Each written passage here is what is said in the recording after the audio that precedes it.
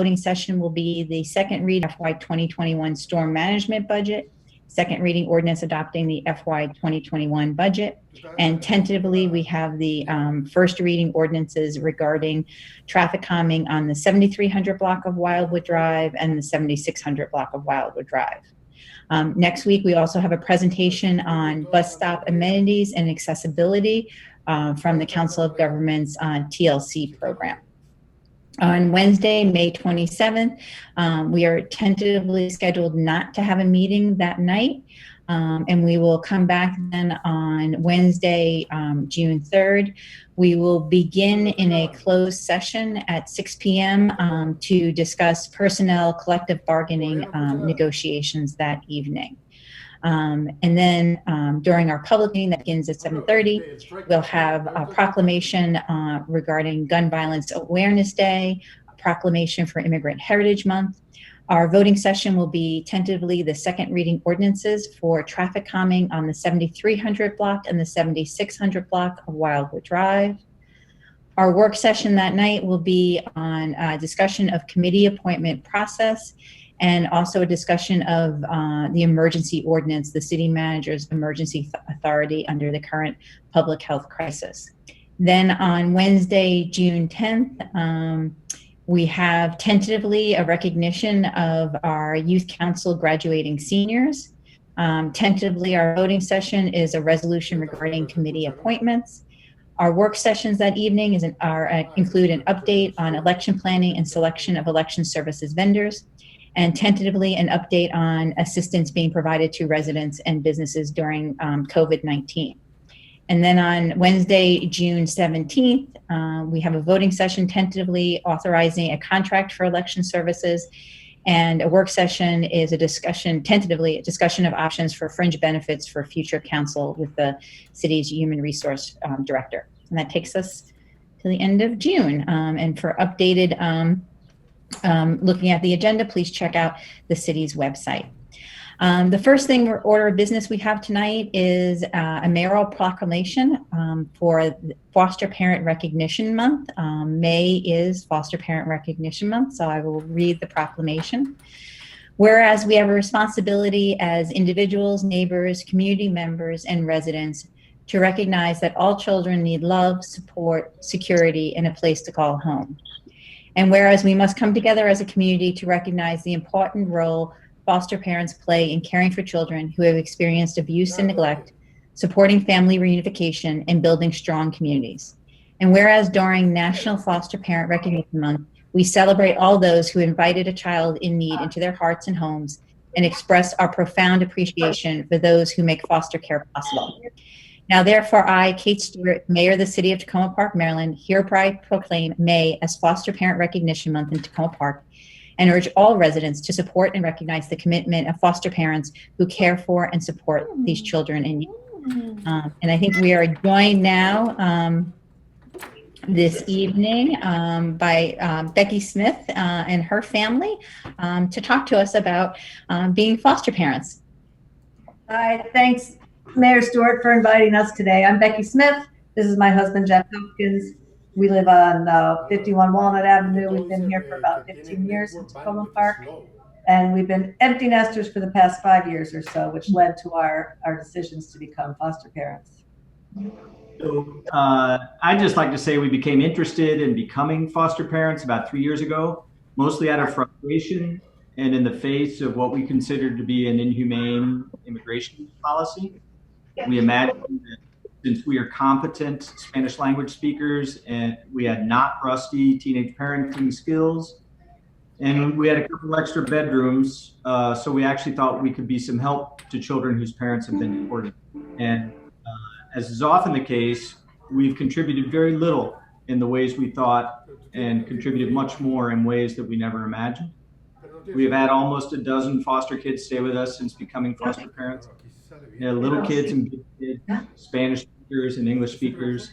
And we encourage everyone to consider becoming a licensed foster parent. In order to do so, go on the Montgomery County, Maryland website and search foster parent, and that'll take you to the page that will give you all the information.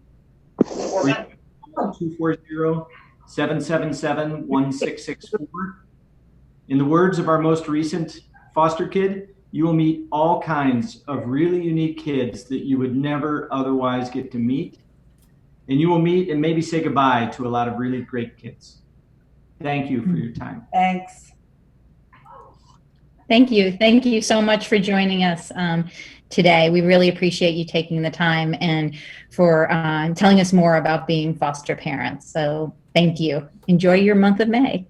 All right, now we'll move on in our agenda tonight. We first have a public hearing on traffic calming requested for the 7300 block of Wildwood Drive, as well as the 7600 block of Wildwood Drive. And I believe the first person we have up tonight is Kelly Skelton. Is Kelly with us already?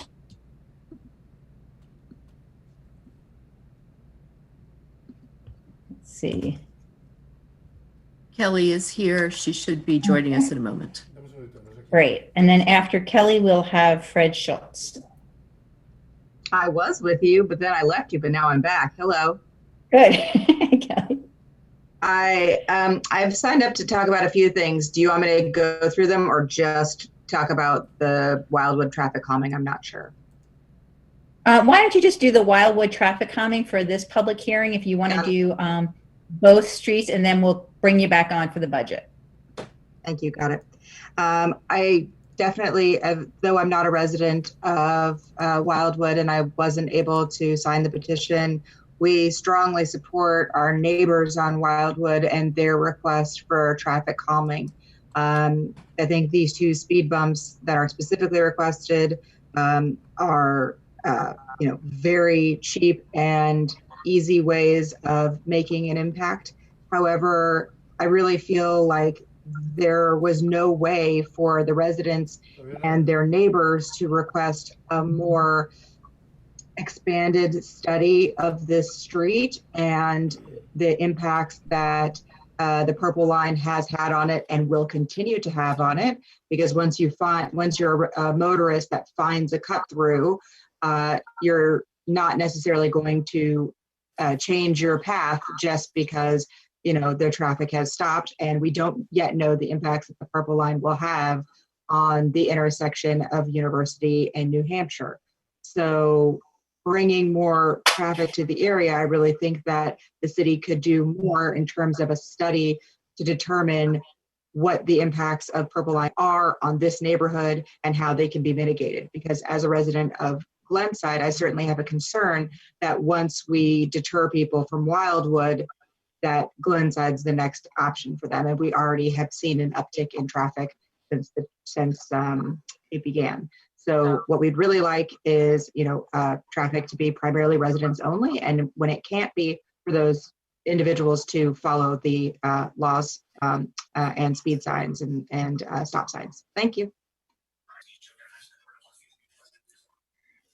Thank you very much. I'm not seeing Fred Schultz, so I think we should go to Hannah is next to speak on this. Just a moment. Hannah will be with us. Mm-hmm.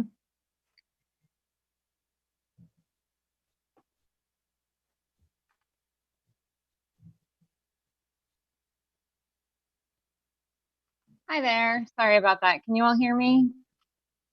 Yes. Go ahead, Hannah. All right. Thanks. I will echo what Kelly said. I am actually a resident of the 7600 block of Wildwood and was the originator of our petition for a speed bump. My family and I spoke a few weeks ago on the budget hearing to push forward with funding public safety measures such as these speed bumps. My family and I, my two young children, and my husband have lived here since 2015. And we are actually just one of several families on this 7600 block. There are 8 children under the age of 10 that live on this block. And for anyone who's familiar with this street, as Kelly mentioned, it has become a cut through as a result of the Purple Line construction. It was bad before, but it's definitely gotten worse. I apologize. There are little children in the background. And the Purple Line construction has definitely increased the traffic. And if anyone's familiar, we have the 2 traffic circles on either end of us, and then stop signs, and people just run through them. Pretty sure the Takoma Park police could give you a lot of statistics on how many tickets they have given at the corner of Wildwood and Jackson from people who have flown the stop signs. We just really feel that this is a serious public safety issue for our children. Also, as Kelly mentioned a few weeks ago, on the budget hearing, it's also an issue for elderly individuals in our neighborhood who walk around. We do have sidewalks, thankfully, along Wildwood. We don't have crosswalk markings on any of the intersections to note where pedestrians should cross safely, and just feel like, a speed bump is an easy way to fix that. I also would just encourage the council again to look at other measures beyond these speed bumps and not just leave it to the residents to come up with solutions such as these on their own. Thank you all very much, and I hope you guys have a good evening. Great, thank you very much. Hannah, did Fred Schultz join us yet? He has not, that I can tell. All right, then we will move on to our voting items for this evening. Our first voting item is the FY21 tax rate, and I think if Kelly Skelton is still with us, she can go first. And Kelly, you did sign up for the tax rate, the stormwater management budget, and the overall budget. If you can speak 3 times, or you can just do it once if you want.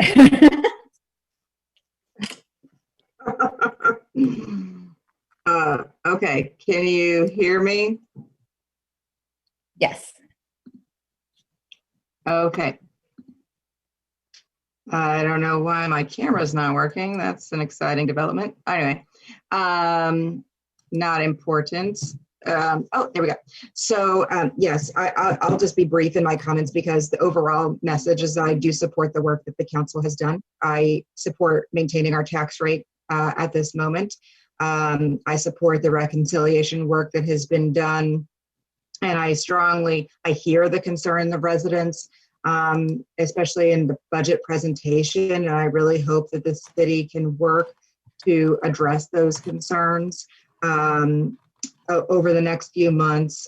Maybe a January target would be good to try and have a better and clearer communication to residents that want to engage in this budget process and in the ACLS process, because even I am an accountant, and the CAFR is a difficult statement. It's GASB financial statements, which many people are not familiar with looking at, and so creating something user friendly for residents to increase the transparency of how our funds are being used, and the other funds that the city obtains, because I think there's also not quite enough information given to residents about the grants that we get and the governmental revenue and all the work that the city staff does in obtaining all of those sources of revenue for the benefit of the city. I think it was like I'm sorry, not at the top of my head. I think it was like a third of the revenue, maybe slightly more, was not actually from taxes. And that I think is not fully understood. But the one thing that I don't support, and it's not going to be a popular opinion, is that I think that we're kicking the stormwater can down the road by paying out of the pocket of that fund. If you look at the projections, we're bringing that fund way, way down to $50,000 at the end of 2021. And if there's no other way except for the fee to put money into that fund, then I have, some concerns about what the impacts on 2022 and 2023 will be. So I would like the city to continue to look into this and how we can ensure that our stormwater fund is fully funded, because as a resident of Glenside, as I mentioned, Ward 6, hello, we just had stormwater management completed to assist Long Branch Creek in not dumping so much garbage into Sligo and then onto the full, Chesapeake Bay watershed. So I think it's extremely important that we, maintain these funds so that we can be appropriate residents and managers of the natural resources around us. And while, you know, an increase at this time might be unpopular, it's a very, very important function that the city maintain its stormwater and its obligations to Maryland and to the watershed that we support. So I'm very concerned about this, and I would like to see the city look into how maybe if we have some unassigned funds at the end of 2021, they could be reassigned to our stormwater management. Thank you. Great. Thank you. Next, we have Mr. Roger Schlegel.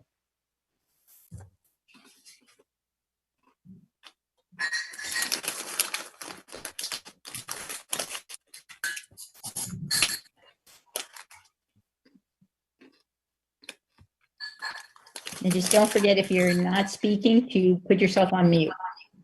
Somebody's eating. I can hear it. Hi, can you see me? Yes. Okay, Yes, we can. thank you. Roger Schlegel, 6512 Allegheny Avenue, Ward 3. First, thank you for continuing to listen to residents through this budget process. As you know, our informal budget study group thinks that very difficult choices still have to be made with the budget. And I hope you've had the chance to read the analysis that we feverishly pulled together over the past day since the new documents were posted. Over the past weeks, you've made dramatic changes from the city manager's proposed budget, including those much needed funds for the COVID-19 relief. Still, when we compare tonight's version against the FY20 adopted budget, or its estimated end of year totals, and against predictions about the crazy year ahead, it still seems shockingly out of line with the reality we're living in. Even if all the holds become permanent, this budget calls for a 6% increase in general fund spending over FY20 estimated. It also relies upon a 3.2% increase in property tax revenue during a catastrophic recession, and it plans for a 3.5% increase in salaries, wages, and benefits over estimated FY20 personnel spending. It plans to spend $3.6 million more of the library bond fund, even when it might be wise to begin reeling in the size of that project in order to repurpose some bond funds for, say, allowed uses of the money in components of the upcoming rec center project. So on the revenue side, this budget still seems frighteningly optimistic. It predicts a 1.35% increase in general fund revenue over this year's estimated, even though in mid-April, which seems like a lifetime ago now, 9 out of 10 municipalities surveyed signal that they expect a revenue shortfall in FY21. The budget you're looking at tonight also assumes a 5.4% increase in income tax revenue, despite our Depression-era levels of unemployment. And it amazingly foresees a 7.9% increase in the county's reimbursement for our police services. This budget does see revenues dropping in areas like charges for services, highway user fees, hotel motel tax, but it still assumes that there will be no reduction in 5 major sources of revenue from the county, all of which are negotiable, such as in lieu of payments and the police rebate. So even with rosy assumptions, with the increased property taxes, and with 1.3 million holds, this budget still comes up nearly $1.3 million short in maintaining that unassigned fund balance at the 17% level that this city council mandated in 2018. 12.1%, that's the size of the reserve that's left to handle whatever new shocks are coming at us this year. And if we spend what's on hold, we have only 7% left, which is a terrible situation for the next council as it tries to attract a strong new manager and to pull together an FY22 budget with even higher baked in personnel costs. So honestly, I don't think you're there yet with this budget. So I just am asking you on behalf of the budget study group, it's kind of like a book group, but even more fun. Please take the time this evening to have some more hard conversations, and if need be, postpone the vote on the budget ordinance until you can make additional difficult choices wisely. Thank you very much. Thank you, Ms. Schlegel. Now we have Kevin Adler.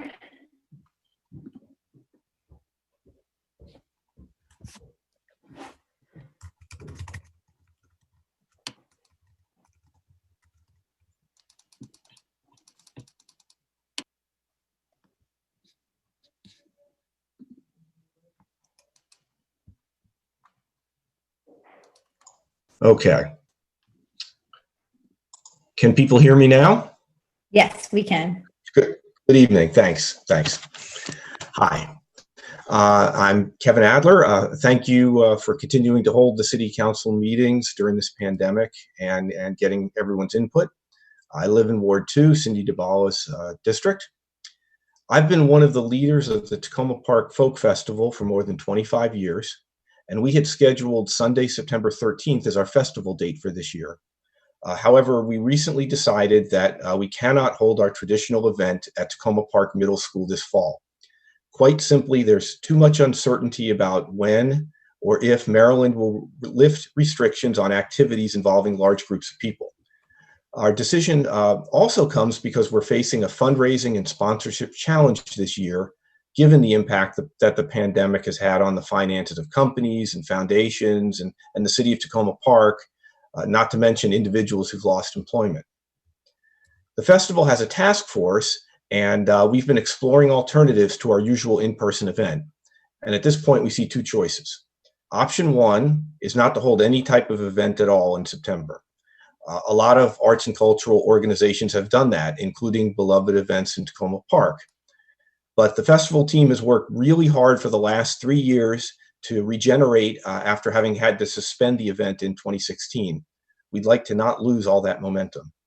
So then there's option two. This would be to produce a virtual event on the weekend that the festival would have occurred. Many performers and event spaces have been doing this all spring. You know, the local open mic night at El Golfo restaurant, Friday night concerts by Institute of Musical Traditions. Those are some of the local ones. Large events like the New Orleans Jazz Festival have taken this route, and we're leaning towards this type of plan also. Our hope is with a virtual event to present some mix of recorded and live entertainment, or possibly pre-recorded performances and then live interviews with those performers. The task force has presented some ideas to our committee, and we're getting their feedback. But whatever we do in this regard, we're going to be coming back to the city council for support. As an example, maybe Takoma TV could be one of the parties that tapes some of the performances in advance. Perhaps we could use the city council chambers auditorium for those tapings if access is allowed at that time. We have submitted to City Manager Sue Ludlow our budget for 2020, and we've shown the impact of these different scenarios. The thing I'd like to mention is that our budget shows that even if we don't have a festival this year, we have ongoing expenses, and they're not insignificant. So we're going to keep you informed of our plans, and we hope that if we hold a virtual event in September, that the city will be able to support us, whether that's with in-kind services or some minimal funding or a little of both. But whatever it is, we'll stay in touch, and we look forward to having a regular live in-person event in 2021. And thank you for your time.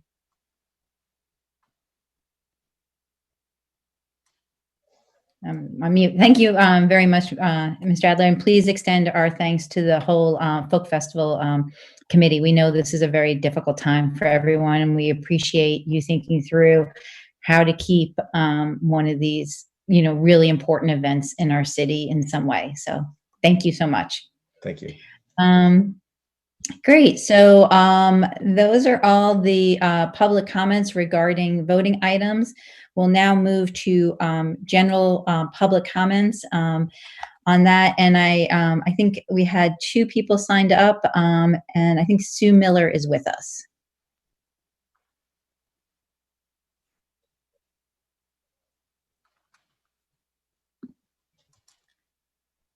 Hi, you can hear me? Yes, we can. Okay, great. Sue Miller, Ward 3. As a journalist, there is no legislation more important to me than the Freedom of Information Act. I was ready to give up on this issue until this morning when I opened my print New York Times and saw that the editorial board, in the midst of the pandemic, had devoted their daily editorial to issuing a grim warning. That warning is to states and municipalities that have, quote, interpreted the arrival of the coronavirus pandemic and necessary shelter-in-place orders as a justification for delaying or failing to respond to FOIA requests. The editors go on to explain why suspending the deadline, not just suspending FOIAs completely, is deeply problematic, and why, quote, citizens are losing a fundamental right to transparency.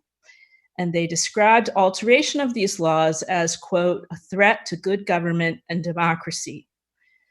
The editors then went on to specifically call out Maryland's governor for deadline suspension, or what they call leeway to respond, quote, as they see fit. And the editors specifically refute the idea that working from home is a reason to alter freedom of information access, saying, quote, such labor should be deemed essential during the pandemic.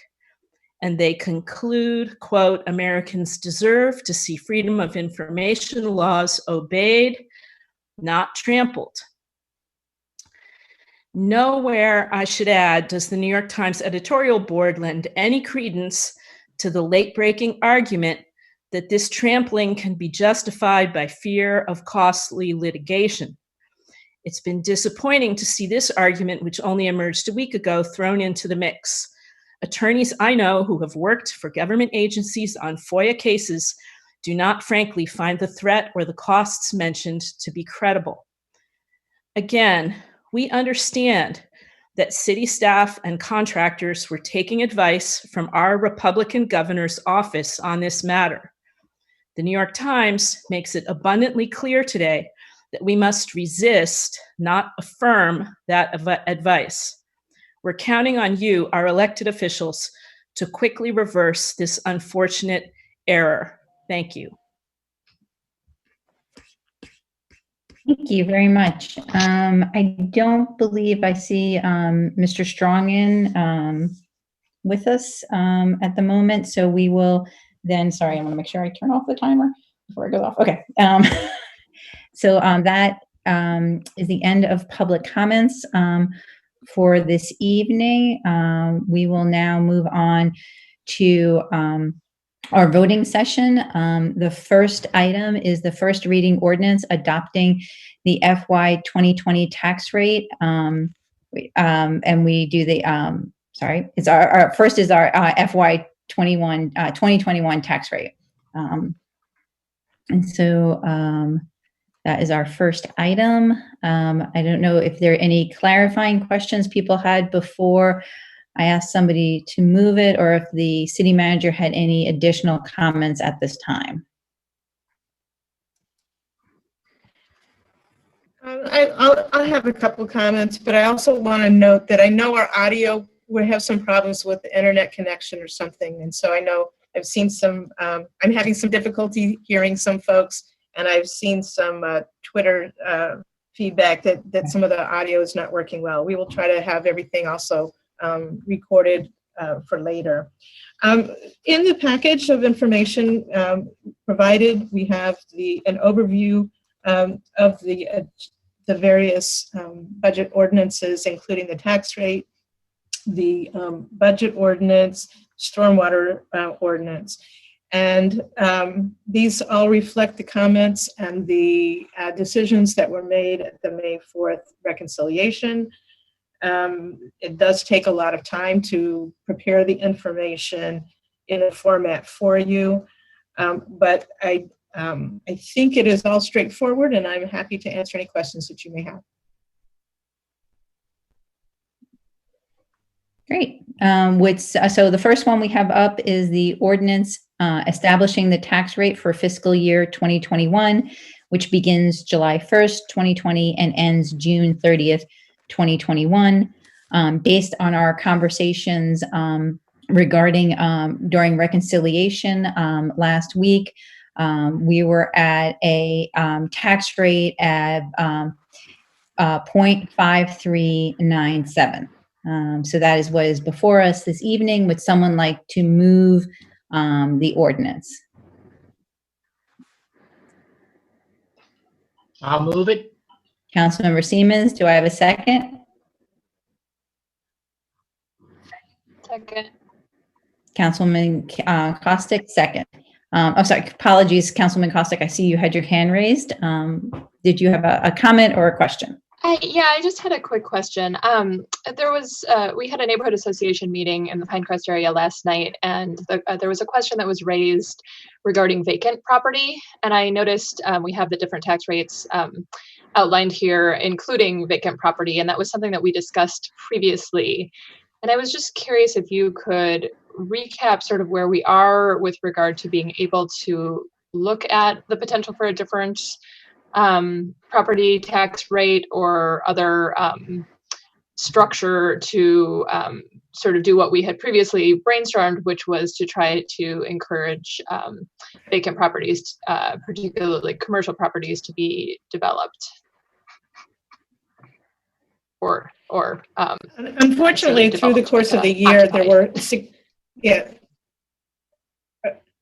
Sure.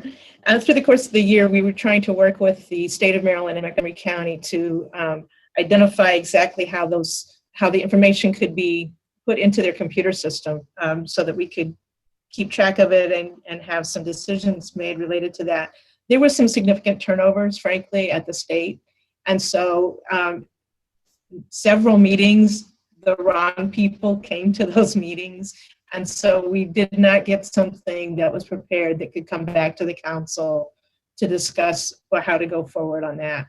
I still think that having these various categories and considering variable tax rates is an important strategy for the council in the future, but it was not able to be done during this year. Thank you. Great, thank you. All right, I don't see, Councilman DeBala. Yes, thank you. I have a couple of questions, and then starting with the personal property rate, which is for personal property in commercial, in businesses.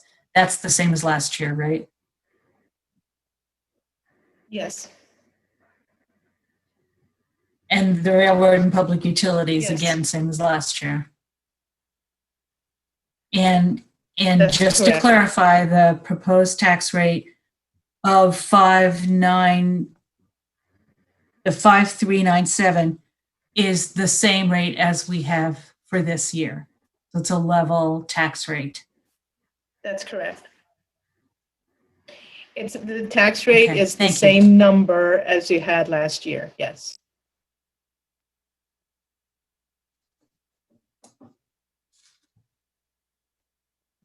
All right, Thank you. thank you so much. Councilmember Kovar.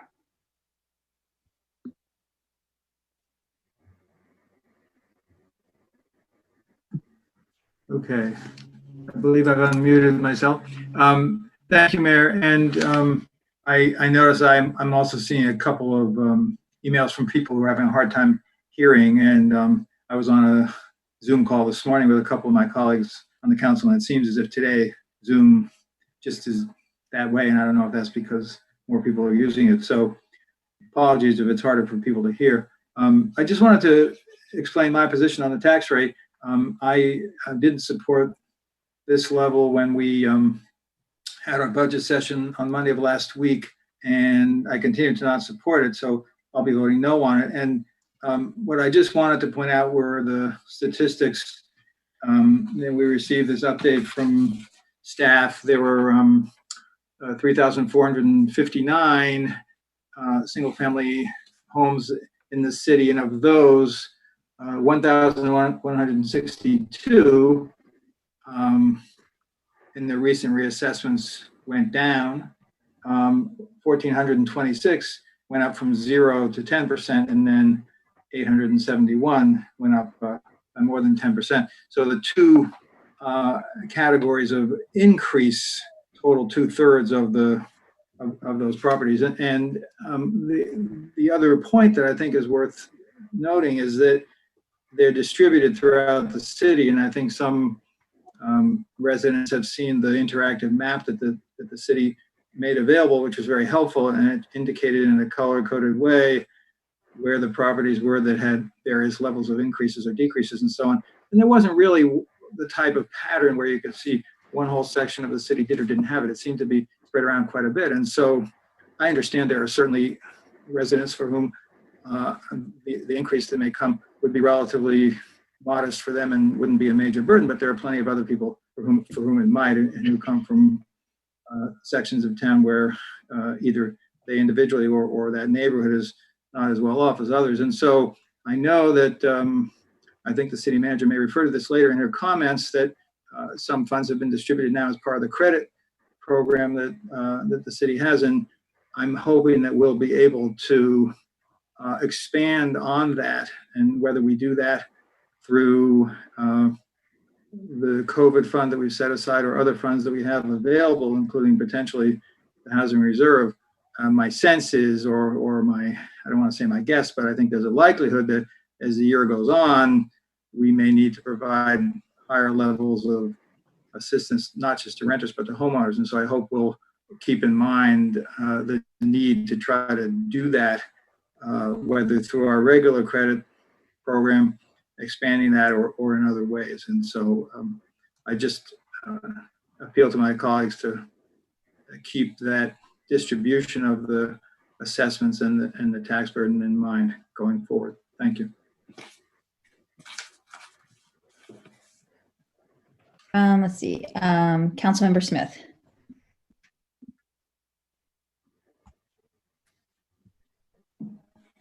Thank you.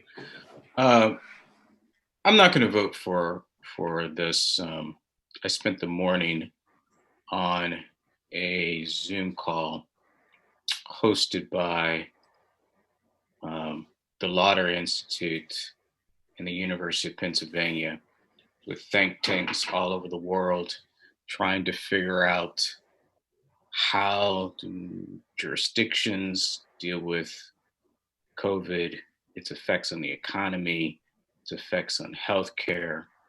And the bottom line, or one of the bottom lines, is that this is going to hurt a lot of people for a long time.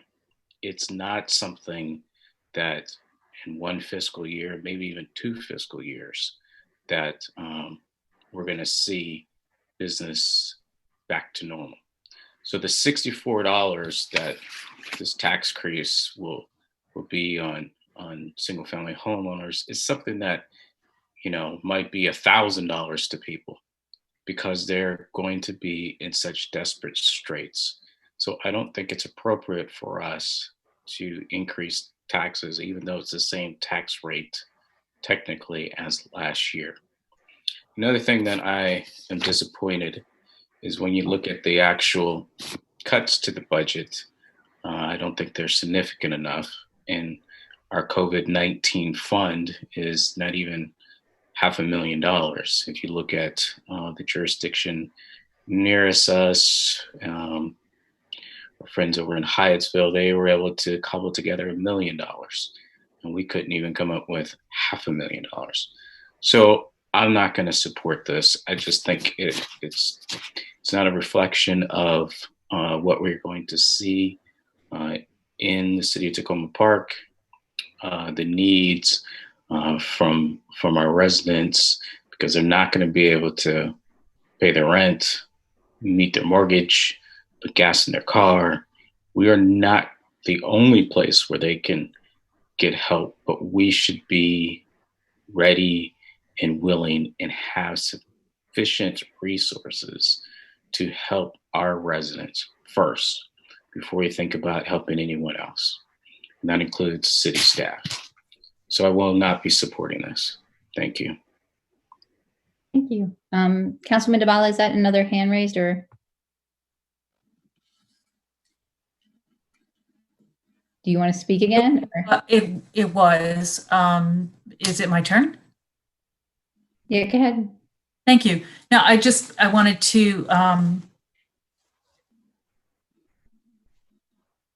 mention again the notion that I've been working on for some time, and that the council endorsed in concept the other night, about property tax relief for certain segment of lower income homeowners who are not qualified for things that are available right now. And just suggesting that when we talk about the COVID-19 fund uses, which is scheduled, I think, for June, is scheduled in June, that would be a time to start considering, again, whether there is a group that we could help in terms of property tax. That I just wanted to mention that. Thank you. Great. Thank you. Councilman Searcy.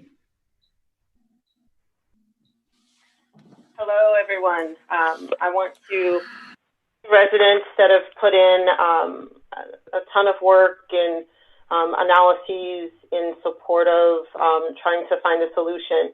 I think one of the things that's the most challenging about what we're experiencing right now is the fact that it's unprecedented. There's so many folks who are trying to speculate what might happen, and the real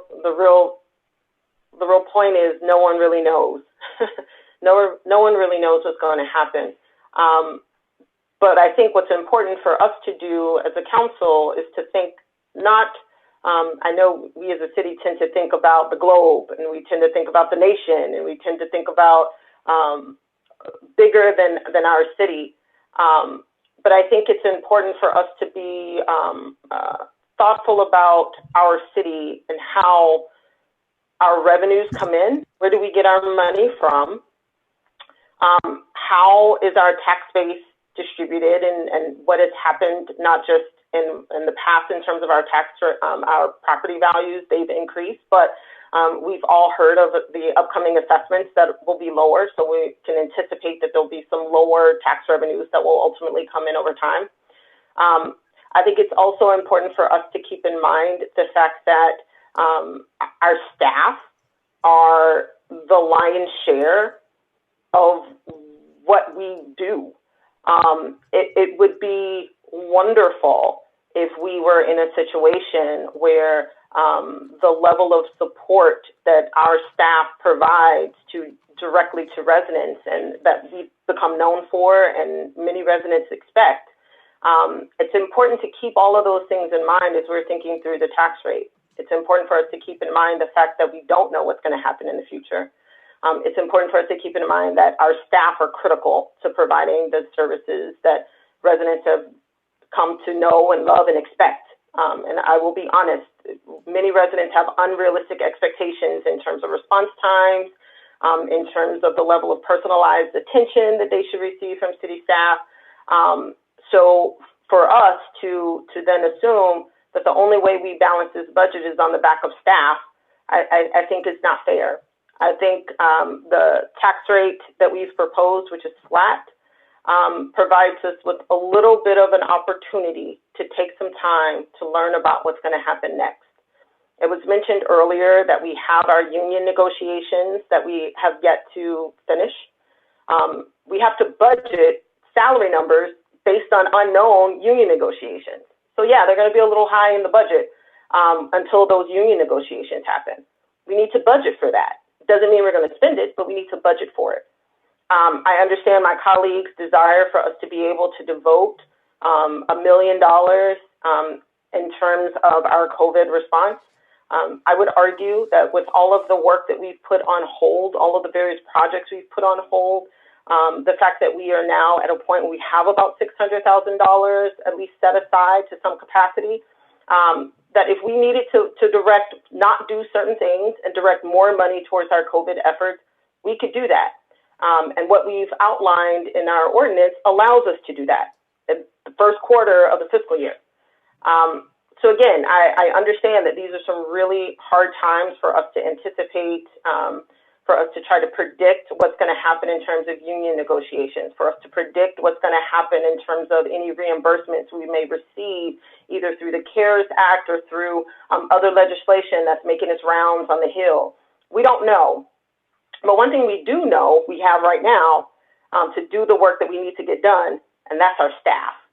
And what we don't want is for us to find ourselves in a situation where the one thing that we have to keep us doing what we do best is walking out the door because they don't feel as if the hard work that they're putting forward in light of the restrictions and the cuts that we're already proposing are not being recognized. So I just encourage my colleagues to support this tax rate because it provides us with some flexibility and allows us to pivot, which we will need to do a downward pivot in the tax rate. Let me be clear. We need to move down in our tax rate. I think we need to do it over time. And so I just encourage my colleagues to kind of think in that regard as well. So I know I've rambled for a very long time, but I appreciate the time. Thank you. Thank you, Councilwoman Searcy. I just want to double check because I think my screen is frozen. Can people still hear me? Yes. Yes. Yes. Okay. I don't know if you can see me because I can't. I just have a frozen screen. So I will just reiterate, I think some of the points that Councilwoman Searcy just stated in terms of needing to keep our tax rate the same this year to ensure that we have flexibility in our budget. There's a lot of uncertainty before us, and I have stated this in past budget years that we need to have in place programs to assist people who cannot afford their rents, who may not be able to afford their property taxes. We have those programs in place. By cutting the tax rate across the board, we do not enable ourselves to help more people. What cutting the tax rate across the board does, more often than not, is provide a cut in taxes for people who may be able to afford it. So by keeping the tax rate where it is, as of last year, we're keeping it, I think, low enough, steady enough across the board for residents of our community. And then for those, we are still enabling ourselves to assist those who are in need. If we were to cut our tax rate any lower, we would be tying our hands in terms of the assistance that we can provide residents in this community right now. I think we've done an excellent job, as Councilwoman Searcy noted, by putting things on hold, by looking at the places we did cut last week. And so I will be voting for the current tax rate to stay the same. I don't see any other hands up at this time, but let me know because I'm not sure if my screen is frozen. Not hearing anyone else, I will ask the city clerk to please call the vote on the ordinance regarding our tax rate.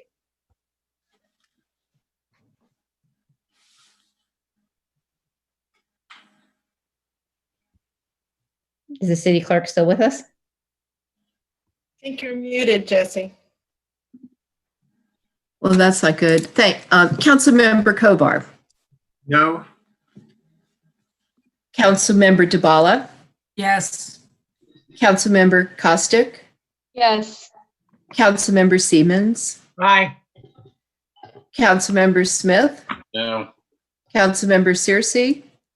Yes. Mayor Stewart. Yes. All right, now we need to vote to become the Stormwater Management Board so that we can vote on the Stormwater Management budget. Do I have, do I have a motion to move to vote to become the Stormwater Management Board? Yes.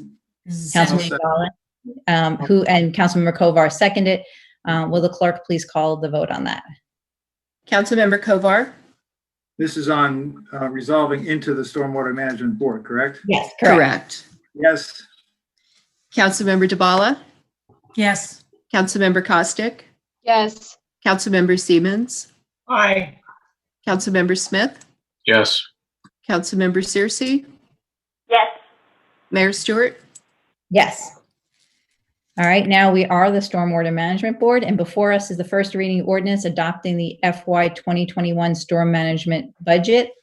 During our reconciliation conversation, we decided to keep the stormwater rate at fee, at $92.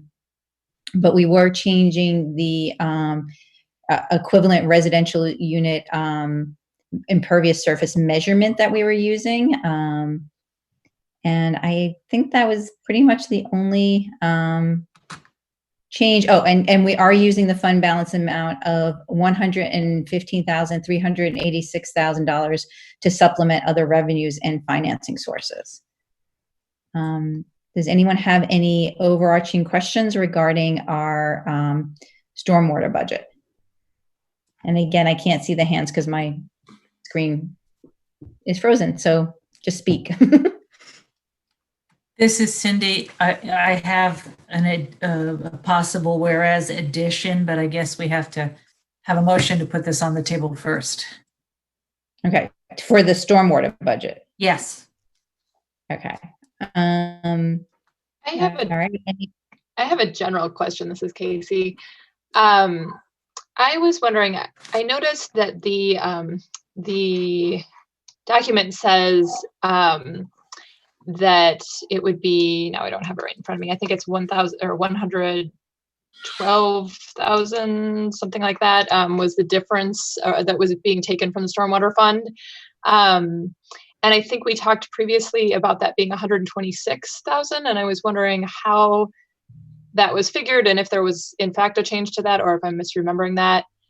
And I also know there's been some discussion. I've heard from a resident who had looked into this a little bit and had some concerns about that figure and the balance between the residential and the commercial. I was wondering if I could get a little information about that.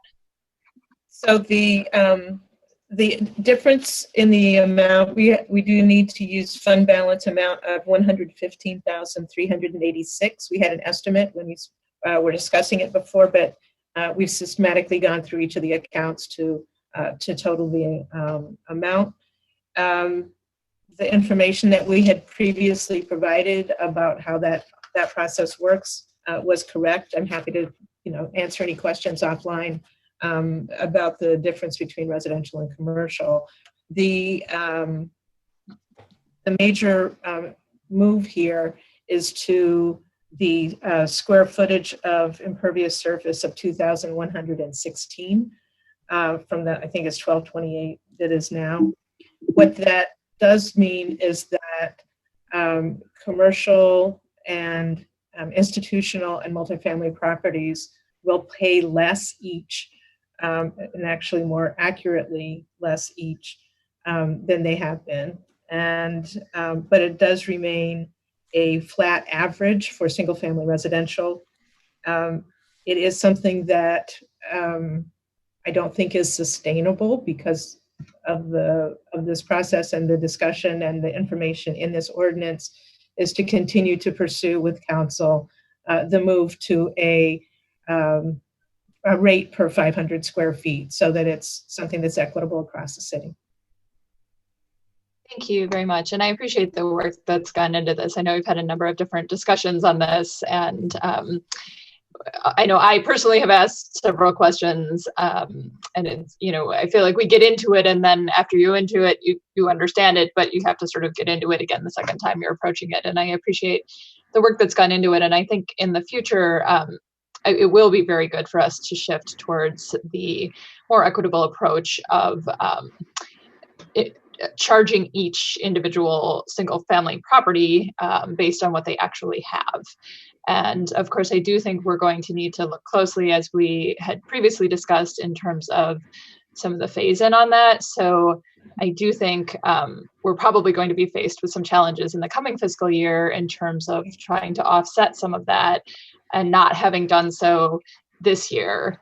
However, I do think that's the right move for us to make. And I do think it's most appropriate for us to be ensuring that we're charging the commercial and multifamily properties this year what is appropriate for them based on that modified ERU figure. And also for us not to be increasing right now for single family residences, because I think given the situation right now, given the economic challenges people are facing, that would not be something that we would want to do. So I look forward to the continued discussions as we move towards the more equitable system in the coming year.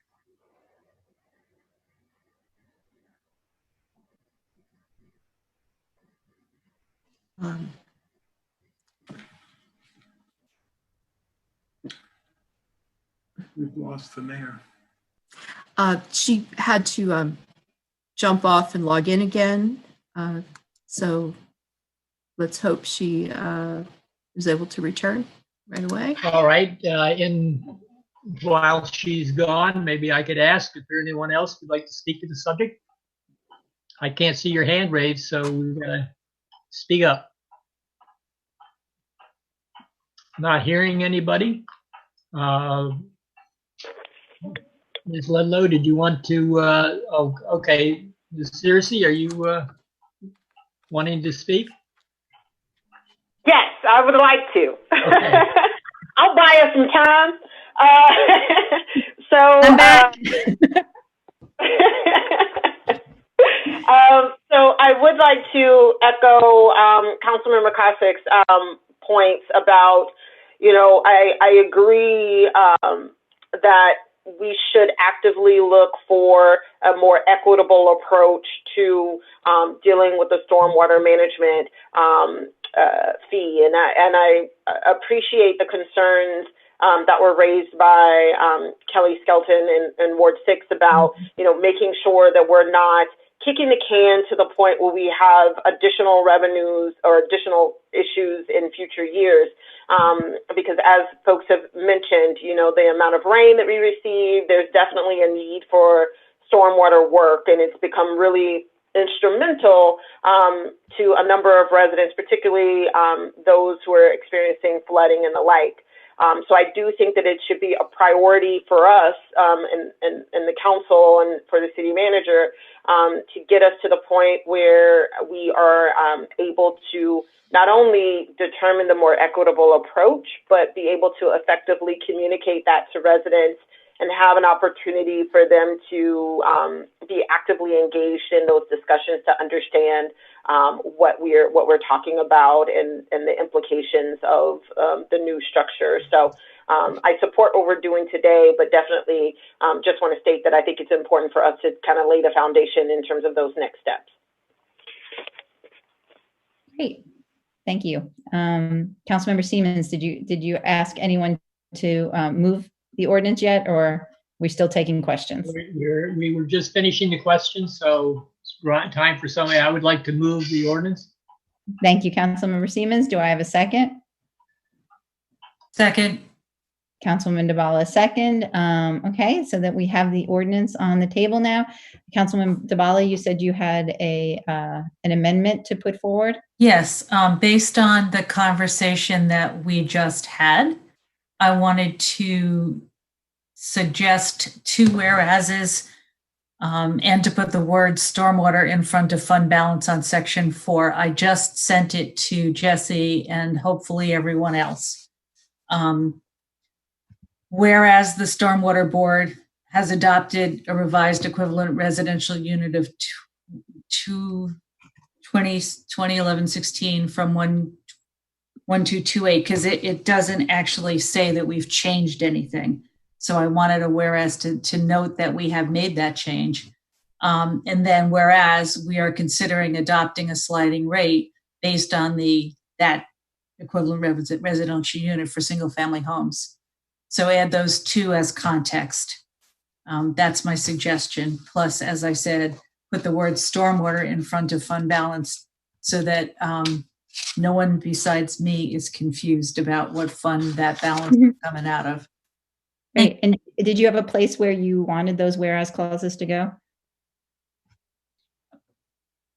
No, anywhere in the front.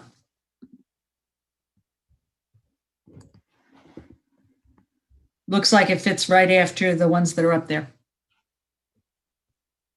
Okay. I just sent the language to the city manager and also the director of public works, if they're on their computer and able to see it as well. Sorry, I'm just trying to pull up the ordinance since I had to get out of everything on my computer. Mayor? Yes, go ahead. So I don't understand the, whereas the Stormwater Board is considering adopting a sliding rate based on the ERU for single family homes. I don't understand what a sliding rate is. Well, the table that we had based on, so maybe that's not the best way to describe it. The rate based on an equivalent resident, okay, adopting a rate based on the ERU for single family homes and not a flat fee. Let's make it easier. Let's do it that way. So the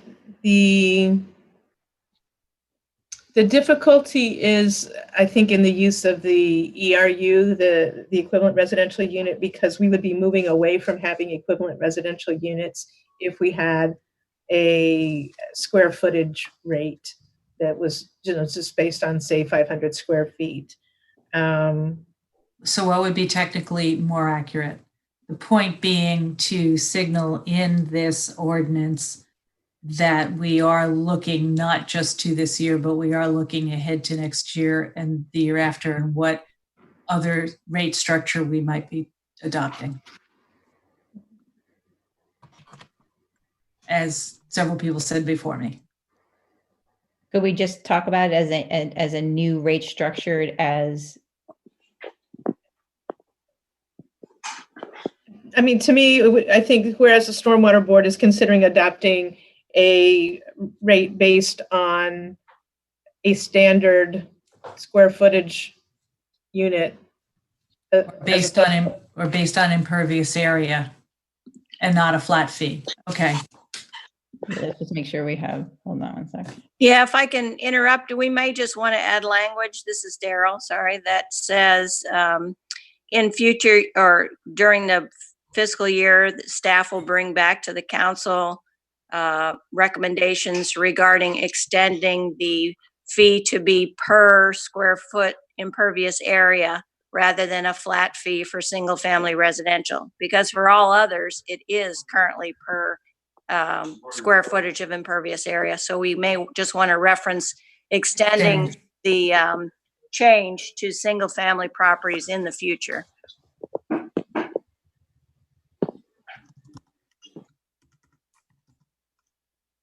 So Daryl, I'm sorry, Ms. Braithwaite, could you say that again? Whereas staff will bring to the Stormwater Board recommendations for extending extending the fee structure to reflect actual impervious area for single family property owners.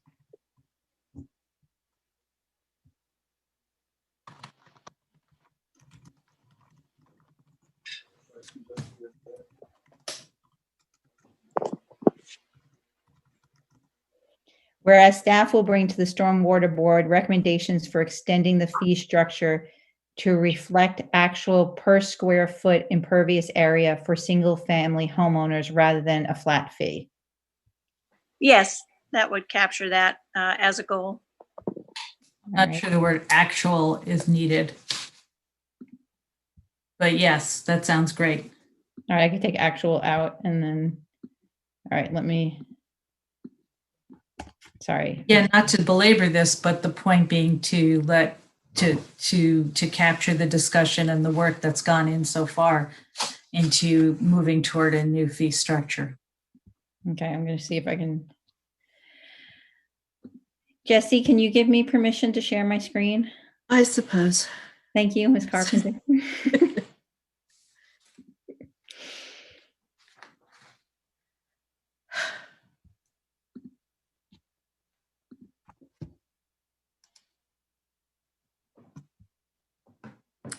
Very sorry, just one moment. Okay.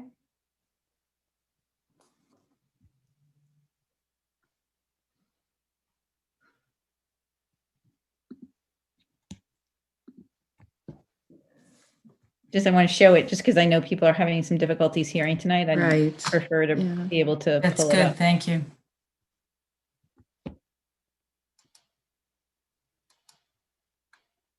There you go. It should work now. All right. Hopefully we can see that. I'll make it print bigger. All right, so the first whereas clause was whereas the Stormwater Board has adopted a revised equivalent residential unit of 2116 from 1228. Whereas staff will bring to the Stormwater Board recommendations for extending the fee structure to reflect per square foot impervious area for single-family homeowners rather than a flat fee, sorry. And then section 4 adds stormwater in front of fund balance. Do I have that correct? And in 2116, 1228, those are both square feet.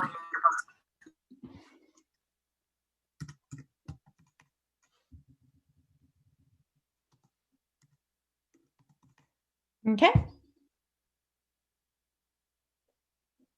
All right. No, let's see. Does anyone have any? I see Councilman Kovar and Kostick have your hands up. Is that regarding the amendment, or do you have other comments regarding the stormwater fee? Regarding the amendment in my case. Mine also. Okay, so Councilmember Kovar, you're up first, and then Councilman Kostick. Yeah, two things. Just one, very technical. We need to say impervious, not imperious. There may be an imperious area somewhere, but that's not what that wasn't what I was raising my hand about. In the first whereas clause, have we adopted that, or are we adopting it through if we approve this document? You would be adopting it through this document, through this ordinance. So I should say is adopting. Correct. So this is our vote in favor of that plan, but not of that fee structure. Is that the idea? What this does is allows you to have the system that you discussed during reconciliation that charges a flat rate of $92 for single family residential and uses the equivalent residential unit of the larger square footage amount as it charges the other property owners, which also requires the contribution from the stormwater fund balance of $115,000 to be able to pay for the stormwater improvements in the current year, in the upcoming year. Okay, but so does this, just to understand, I'm not saying that I'm against it, but does this commit us to the revised ERU past the FY21 fiscal year? It commits you until you change it. Mm-hmm. And so the concept would be that you would need to act on it during FY21 if you wanted to change. Okay, thank you. Thank you. Councilman Kostick? Just two really quick things. I think these are great additions. I support them. I just have two, if Councilmember DiBala would be amenable to me making a slight possible change. For the first one, I think it would be worth noting that revised ERU is based on the report we received from Black and Veatch, if I'm remembering correctly, so that we kind of give a context for where that's coming from. Thank you, that looks good. And then for the second, I just would like to make it clear that we are noting that this change to the fee structure would be not during this fiscal year, since that's not something we will be able to change this year. If we could just add something like for possible adoption in FY22. Yeah. And with those, I would second the proposed amendments. Those are fine with me. Thank you. Okay. Did I get that right? Yes. Okay. Mayor, I would just say instead of possible adoption in FY 2022 for FY 2022. Okay. Great. So let's vote on the amendments before us. If the clerk will call the vote on the amendments. Councilmember Kovar. Aye. Councilmember DiBala. Aye. Councilmember Kostick.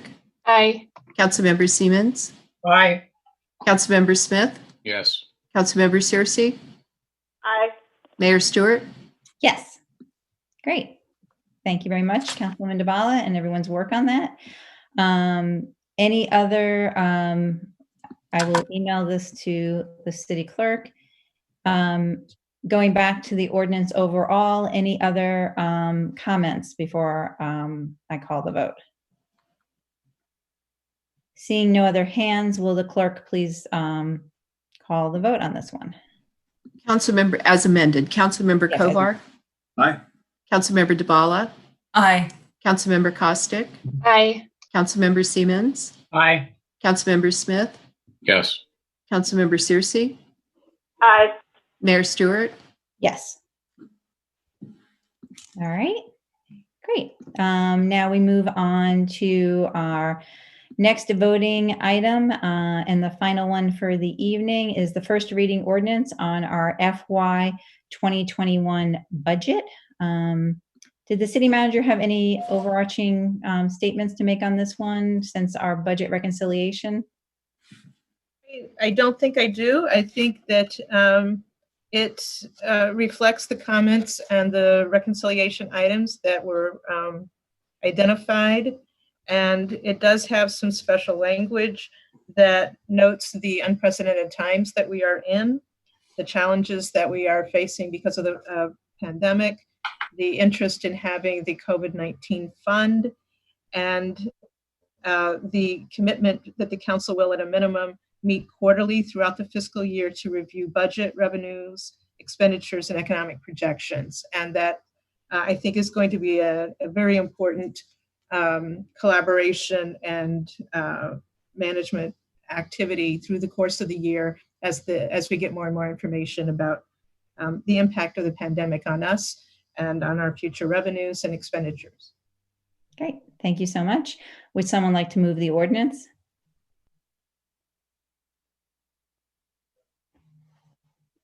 So moved. Councilman Costick moved. Do I have a second?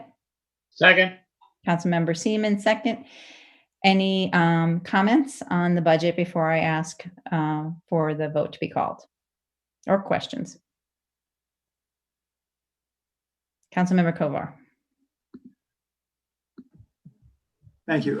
I had several questions and then several comments, and so I'll ask the questions first, and maybe the city manager wouldn't mind just giving me a response. So one of the questions, and we had an exchange about this in via email, but I think it would just be useful to go over. And I'm just looking for the section. So in the ordained section, which I believe is similar to the resolve we usually have in section 3, it talks about the $5.2 million additional funds. And so you had explained to me that a substantial portion of that is money that is potentially to be spent. We don't know because we won't be making this decision on library construction until later in the year. But if we did go forward with it, a substantial portion of that 5.2 million is out of the library bonding, if I understand it correctly. And even though that's money that might not be spent or might only be spent partially or might all be spent under the accounting requirements we have, it all has to be listed as an expense. Am I characterizing That's correct. Correctly? And so Yes. that amount is 3.6 million of that 5.2. That's right. And so the remainder then is money that, depending on what we decide to do, could end up coming from reserves or might not be spent or in various ways. That's right. So that number, though significant and important for us to be aware of, the bulk of it is from the bulk of it is set aside in a separate account, but it needs to show this way. Right. Mm-hmm. So even in effect, potential bond expenditures have to be listed as expenditures in terms of the way the documents are prepared. Is that? That's correct. Words in your mouth. Is that a fair way to describe it? Yes. Okay. So that was one question, and then the second one is in our reconciliation work, we had some reductions in funding for personnel, close to 700,000, and then we had over 300,000 put into the hold category. I think it was 320,000, and so that's close to $1 million. So some of that actual cuts, some of that may end up being cuts, and I think the question is, can you say now, maybe not for the whole, but maybe for the whole money as well, what that translates into? This position that's unfilled will remain unfilled. This position that you had proposed for a new position will still go forward. To what extent can you describe what the impact will be of those changes? And I think in some cases, if I'm not mistaken, in particular with Councilmember Searcy's motion in reconciliation, it had a number and gave you some discretion in terms of deciding how to do that. But maybe you could say a word or two about that. I had shared the preliminary discussion with the council about positions that are vacant that I would consider either completely cutting, which there were a couple, that others that would be on half of the year would be cut, and the idea of having them at all would be on the hold list for half of the year. There were several that did not appear on either the cut list or the hold list, and that I would envision pursuing the critical positions, no matter what our situation is within the city. And so that information was laid out. I think that there's going to be a little bit of back and forth as we find more information about what things may not make sense to move forward on some of the ones that are listed on hold. And I would just communicate that information to the council so that that's just taken care of and it doesn't have to stand out there, but we're not at that point yet. What I would like to say is that of actual cut personnel money, it's well over $500,000. And for the hold number, it is $320,000. So it's a substantial amount that does not also talk about overtime monies and other operating expenditure funds that also are in the personnel accounts. So it's really quite significant amount of money. And obviously, as has been mentioned, there will be discussion with the council as we go through and identify the wage structure and other items that are related to union negotiations in the coming year. So could we get, before the final vote, your best guess of what those cuts that we just talked about, what yes. positions that would apply to, so we'll understand that, with the understanding that that could still change depending on how things move forward. The one other question I wanted to ask was, maybe the chief is on and maybe he could say something about this also. There's this question about speed camera revenues. And so what I've sort of seen and heard about anecdotally is fewer people are driving, but the ones who are driving faster, maybe because they see fewer people driving and they think that's a safe or good thing to do. But obviously, in an overall sense, if fewer people were driving, the sense would be that that might drop. But I thought that I remembered that the chief had said something along those lines. So maybe either yourself or the chief could comment. Are we seeing any kind of change during this period when there's less overall driving as far as we know? I'm on, and we did an analysis, comparison of where we were last year and where we are this year, and we're on par. As you stated earlier, there are less drivers on the road, but there are a lot more people speeding. We also factored in the fact that, as you know, we restructured our contract with Conduit to drastically reduce our monthly payments. And so we estimated really low on revenue this year based on the unknown. But as you know, the new cameras are going to be installed. It's going to give us more opportunities to capture lanes on New Hampshire Avenue. But at this point, we are seeing consistent revenue, same as we consistently achieved last year. So we haven't seen an impact, but we will obviously continuously track that. But at this point, consistent with other jurisdictions, we're not seeing a decrease in revenue. Thank you. I appreciate that. And as I've said before, to the extent there's anything that can be done in terms of enforcement in some of the smaller streets, and I know that's an issue with the hearing we had earlier and the discussion we'll have later. But like I said before, the stop sign in front of my house that has always seemed to be treated as optional by drivers is becoming increasingly optional if there's such a thing. So we really do need help, certainly in the high trafficked areas like what we heard about from the folks who live in Ward 6 today. But I think it's something that's happening elsewhere too. So I just mentioned that. And I just have two comments, general comments about the budget, and then I'll defer to my colleagues who may want to comment as well. In terms of the COVID-19 fund, and I have 440,000 plus another 195,000 in leftover funds from this year. And so it sounds like, if I understood Mayor Stewart, your comments about the upcoming schedule, that on June 10th, we're hearing from, at our council meeting on June 10th, we'll be hearing from staff about some of the actions they're taking to respond to COVID-19.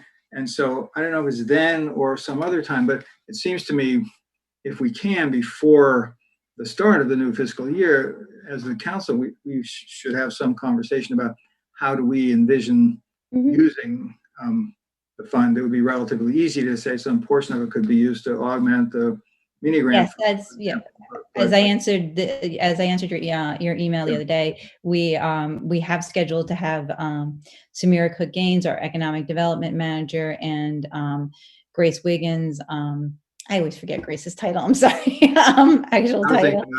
Queen of our housing department. But come and speak to us and to tell us not only what they've been doing for the last 9 weeks to respond to COVID-19, but also to look at at least the next few months in terms of where they see the need. And hopefully at that time, we will have more information from the county in terms of what is being reimbursed under the CARES money as well. So I think that is also important. The county still has not told municipalities how they are going to be distributing the CARES fund, and that increases the amount of uncertainty that we have. And so that is also a piece of information that will be helpful as we make those decisions. And I know maybe you'll be talking about this later. I think we just did a letter to the county asking them or urging them to tell us that, right? So that's yes, and I was on a lovely phone call I'll tell everyone about soon. Okay. So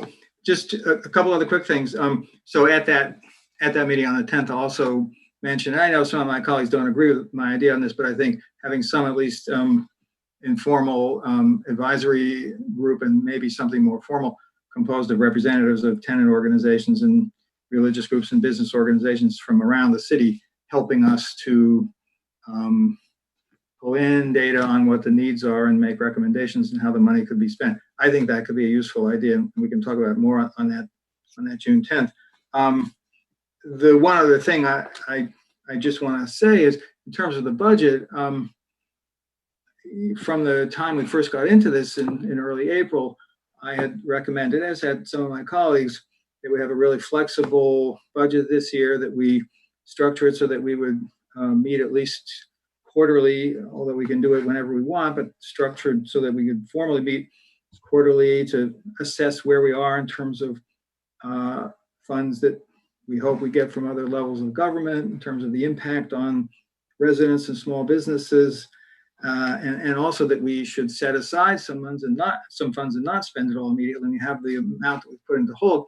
Now, I acknowledge that I would have preferred that to be a little bit higher, but I think in terms of that overall approach, in terms of responding to the uncertainty by ensuring we have a flexible way of looking at the budget over the course of the year and setting aside a substantial amount of money that then we can use in potentially one of 4 ways, in providing relief to people, residents or businesses affected by COVID-19, filling gaps in funding that we don't get from other levels of government, potentially spending them as they were originally intended, or just leaving them in the reserves. I think that structure is what we needed to do, and I urged us to do it, and I talked a lot about doing that. So even though I would have preferred that more be put on hold, I do support going forward with this budget because it has those elements in it. And I would add that we have other money, as it's been pointed out, around $1 million or so in the housing reserve. Certainly some of that money could be used, as well as in some cases some of the other smaller reserves that we have. And so to me, having set the precedent that we're willing in the coming fiscal year to hold off on spending money. If things turn out worse, I would see us being able to access more than just the amount of money we put on hold if it came to that. So with all of those observations about where we are and the things that I urged us to do in the budget, I do plan to vote for the budget. Thank you. Okay, thank you. Let's see who's next up. Councilman DeBala. Thank you. That's a little scary about the speed cameras, actually, to think that there's less traffic, but they're going faster. And that seems to be true in Ward 2, I must say. I probably should have said some of this before when we were voting on the tax rate, but I had wanted to save it to present it as a package. So yeah, thank you to all the engaged residents up until that have been commenting in all the different ways you have been, and I appreciate it deeply. I do support this overall direction. We've made significant reductions. We've set a level tax rate. We have set aside a bunch of money to help others and put a bunch more on hold with a quarterly review system to come back and check in on the budget and revenues every quarter. And that approach makes a lot of sense to me. I know some people would have liked to go, some residents would have liked to go further in one of those categories or another. I agree with what Councilmember Searcy said earlier, that by lowering the tax rate any further right now, we give ourselves less flexibility, and we have right now a whole lot of I don't know. And the flexibility is really important to be able to adjust to whatever's coming our way. That said, you all know, and I think many residents know, I wanted to go further also in some of the hold categories and in some of the, particularly on some categories of costs. And there were some places I didn't agree in terms of the cuts, but I do overall support this. And I appreciate the efforts of staff to add in language that I suggested earlier this week on defining the COVID fund, on showing the other reserves that we have besides the unassigned general fund, to show something about the. So I have two questions, I think. One is to confirm that on the capital budget, that all those items over $10,000 do come to the council for approval before they are actually spent, so that we do have not a hold on that money, but we do have a check on that money, so to speak, right?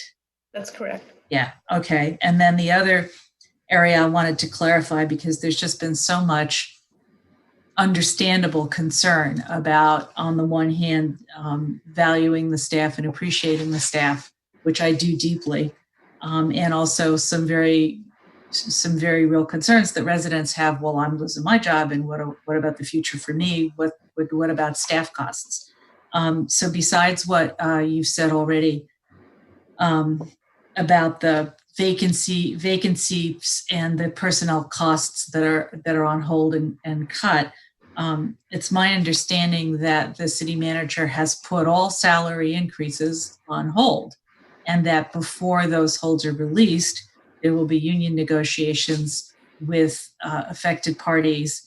There will be discussions, and there will be a return to council with suggestions about how to work through all of this. And my understanding is that council will be involved in these discussions, in these decisions. So I was hoping you could clarify that for everyone. Thank you. Oh, sure. So yes, there's a hold on wage increases as of July 1. We're pending union negotiations. The union negotiations, the two unions had put on pause until August 31st, their contracts negotiations. The city council will give direction to the labor management team that would be participating in the negotiations. That information, that process moves forward. The final decision on any changes comes and is made by the city council. It would come, there will be several consultation points, but there will be final adoption by the city council through ordinances. And then after that, that would be when discussions about whether there were any, about other staff positions and Yes, it would be, we would do this at the same time. We would have the discussions because it's all reflected in the same kinds of schedules and information.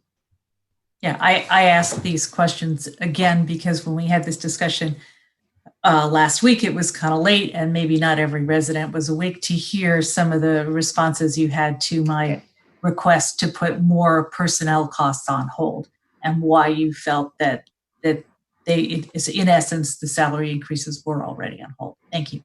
Thank you.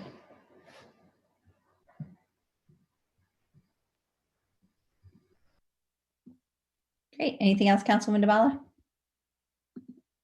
Oh, thank you. Okay. Next, we have Councilman Kostick. Thank you very much. Again, I want to reiterate a thank you to all of the city staff who have worked very hard on the budget, all of the residents who have spent a lot of time and a lot of energy focused on the budget. I think we have a lot of engagement in a normal year, and we've had even more this year, which has been really beneficial and has helped us think through many aspects of this budget in different ways. And I really, really appreciate the high level of engagement we've had. And of course, I want to thank my colleagues as well throughout this process in trying to find what's best for the city. As some of my colleagues have said, I didn't get everything in our votes on the reconciliation list that I necessarily wanted, but I think that we have ended up in about as good of a place as we could with this budget, and I do support the budget that we are voting on today. My goals going into this were to maintain a flat tax rate for us at the 53.97 cents. I would love to reduce that amount. I totally understand the concerns that people have regarding the tax rate and the challenge that places on some residents. I think this year it is also critically important for us to achieve adequate reserve levels so that we can address the uncertainties that we have in the coming year, as well as have some flexibility to continue to make changes both to city facilities or city programs if there are changes that need to be made with regard to social distancing and protecting residents and staff members, as well as addressing potential for revenue losses and other unexpected emergency issues in the coming year. And I also believe it is critically important that our budget includes assistance and emergency assistance to residents and to small businesses at this time. I think the COVID fund and the amount that we dedicated to this will really go a long way, and I'm really excited that we are able to do that. Again, I think I would love to be able to dedicate more funds to this, just like I would love to be able to dedicate more funds to our reserves and to reduce our tax rate. And I think it's just a balancing act. We have to manage as best as we can these competing challenges. And I think we've done a relatively good job in this budget. I do expect there are going to be challenges and really tough decisions and tough conversations in the coming year. And I appreciate the fact that I think we're all going into it with that expectation that this is a budget based on where we are right now, and we are putting some things on hold. We are creating a COVID emergency fund so that we can assist people, but there are still a lot of unknowns and things that we will need to, determine exact paths forward on in the coming year. And I appreciate that we have some of the flexibility in this budget that will allow us to do that, I believe. I very much appreciated Councilmember Searcy's comments previously and the mayor's comments. I wanted to note with regard to what Mayor Stewart said, I think the property tax structure itself, as I think we all know, is not a progressive tax structure. It taxes everyone kind of regardless of their capacity to pay. And to the extent that we can try to remedy that through assistance programs, through tax credits, as Councilmember Dabala said previously, to those most in need, to city programming and services that really address the specific needs of residents and are able to help those with the greatest need, I think is a good approach for us to have as a city, and I think is in line with our values as a city. So I appreciate that. In many ways, I think this budget does that. I do think we're going to have to think about ways to assist everyone in the community in the coming year and years. And that may not just include people who necessarily fall into kind of a traditional category of people most in need. I do think there are going to be many residents, and there are currently many residents who are facing challenges that may not have faced challenges before, or may be facing a different kind of challenge than they were facing before, and will also need assistance. And that's something we need to continue to look for ways to address. And I think this budget sets us up in a way that we'll be able to do that. So thank you very much. Thank you, Councilman Kostick. Next, we have Councilman Searcy. Thank you so much. I want to echo the points that have been raised by my colleagues. I think this is not only the fact that we're dealing with so much uncertainty in terms of COVID. I think we go through this process annually of, robbing Peter to pay Paul in terms of balancing our budget and trying to think through where we get our money from.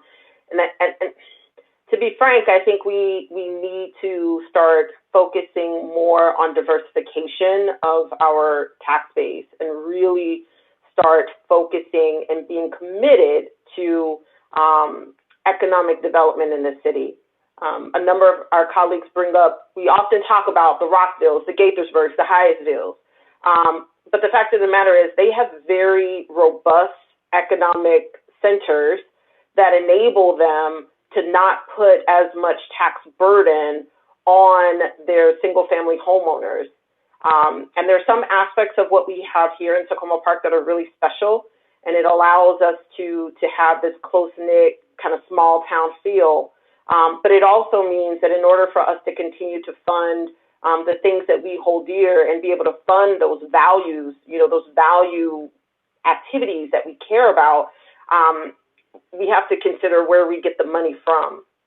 So I think we've done a decent job this time around with trying to figure out how to get monies that are much needed and direct them to those that need it the most.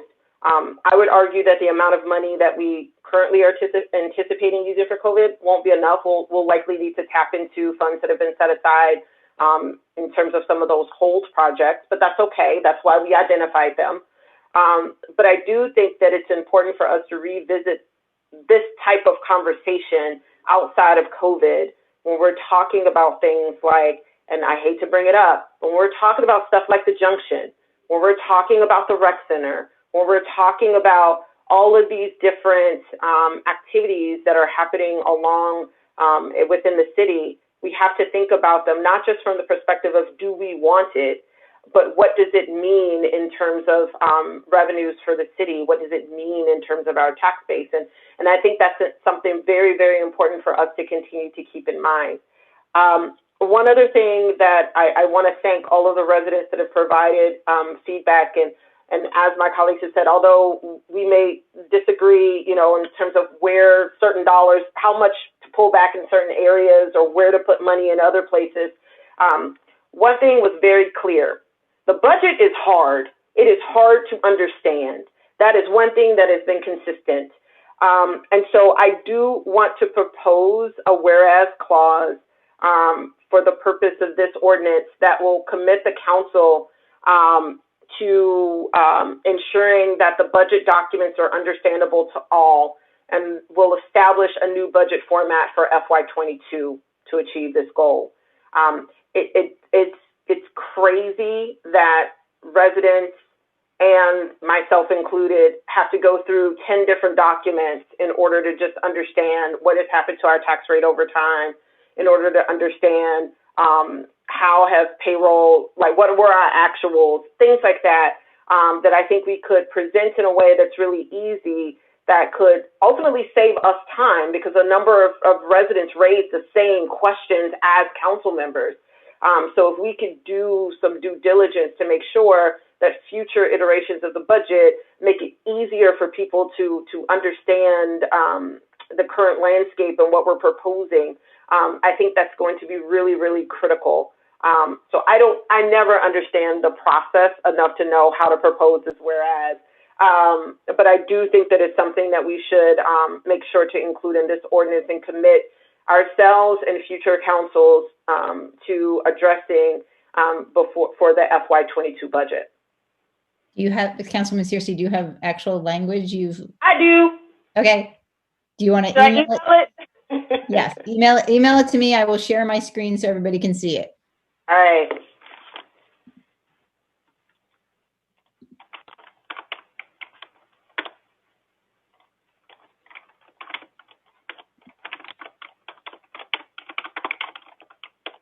And I just wrote it, so it might not work, and I welcome any feedback folks have.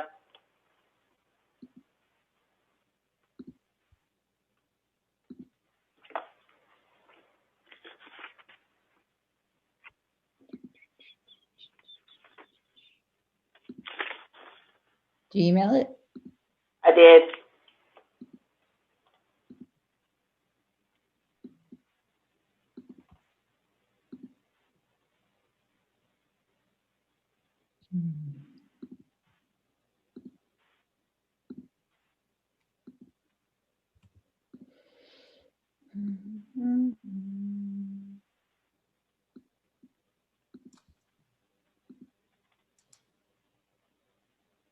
Let me know if it didn't get to you. I could read it out loud. It's very short, and I could also just put it in the chat. Yeah, if you read it out loud, I can just type while you're reading. Yeah.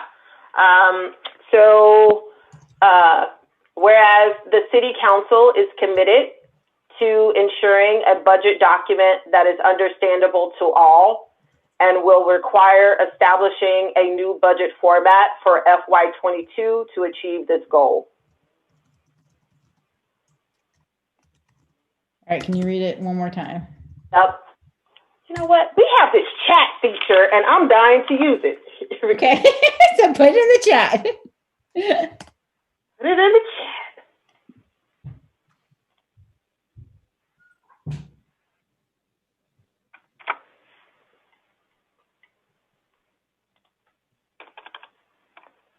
Okay, I just put it in the chat.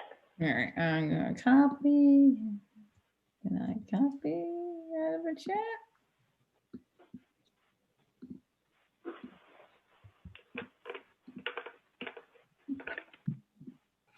I can't copy a chat.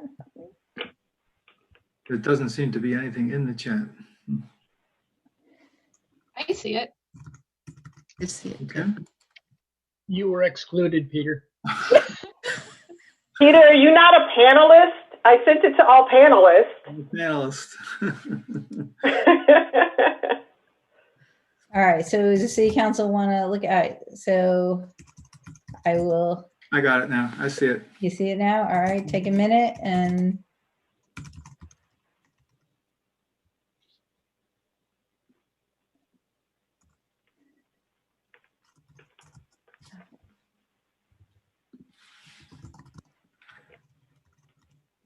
Anybody have any comments? Anybody want to second the amendment?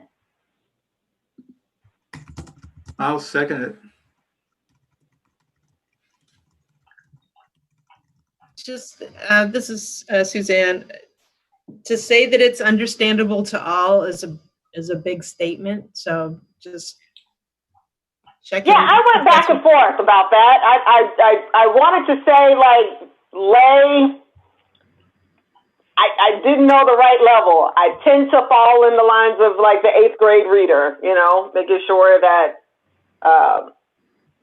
someone, you know, that the general populace would understand it. Again, I recognize that there's a lot of nuance with the budget. So there may be some ways in which we can soften that language. But I do think that we need to do a little bit more about kind of clarifying the document and committing to making that document more understandable. Could we just say that is easily understandable? Yep, that works. And instead of saying will require, I would say will define. we'll define. Are you okay with that, Talisha? Yep, that works for me. Is it a new That budget? puts it on us instead of on somebody else. Yeah.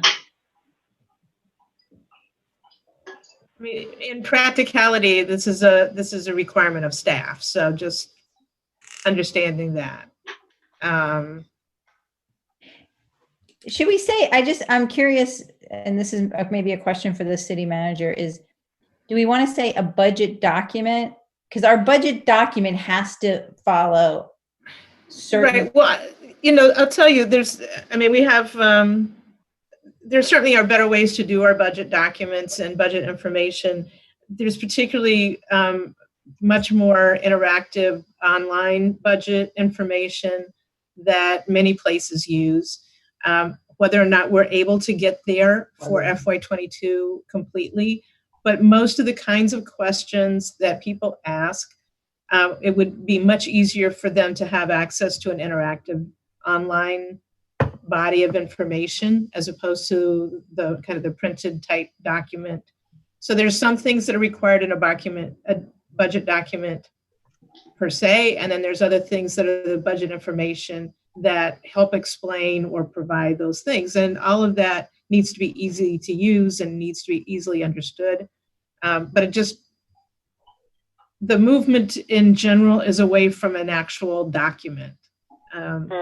So maybe not even having documents in there would still say that the budget information. Yep, that works for me. Mm-hmm. Let me do that. Maybe we just say, can we take out, we'll define a new budget format? Do we need that? Sure, Yep. We can take that out, and so it would just say for FY22. So whereas the council is committed to ensuring budget information is easily understandable for FY22.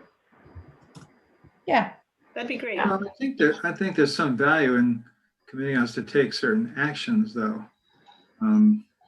This says we're committed to do that, but it doesn't say how we're going to do that. I think something about the documents or the information is worth including in there, because this seems like a worthy pledge, but it doesn't really get us there. Some version of what Terry said, defining different formats to help achieve the goal, seems like it would be worth doing.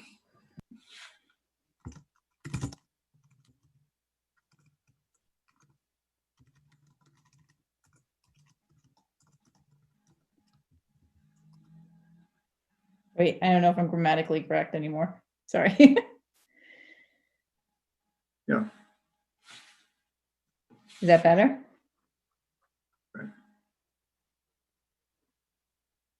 Sounds good to me. I'll second it, or I third it. All right. We also have the second reading next week, so there's slight changes. We can make that next week. All right. Anybody else have any comments on this one? Sorry, I can't see. Councilman Dabala, did you have a comment on the amendment, or?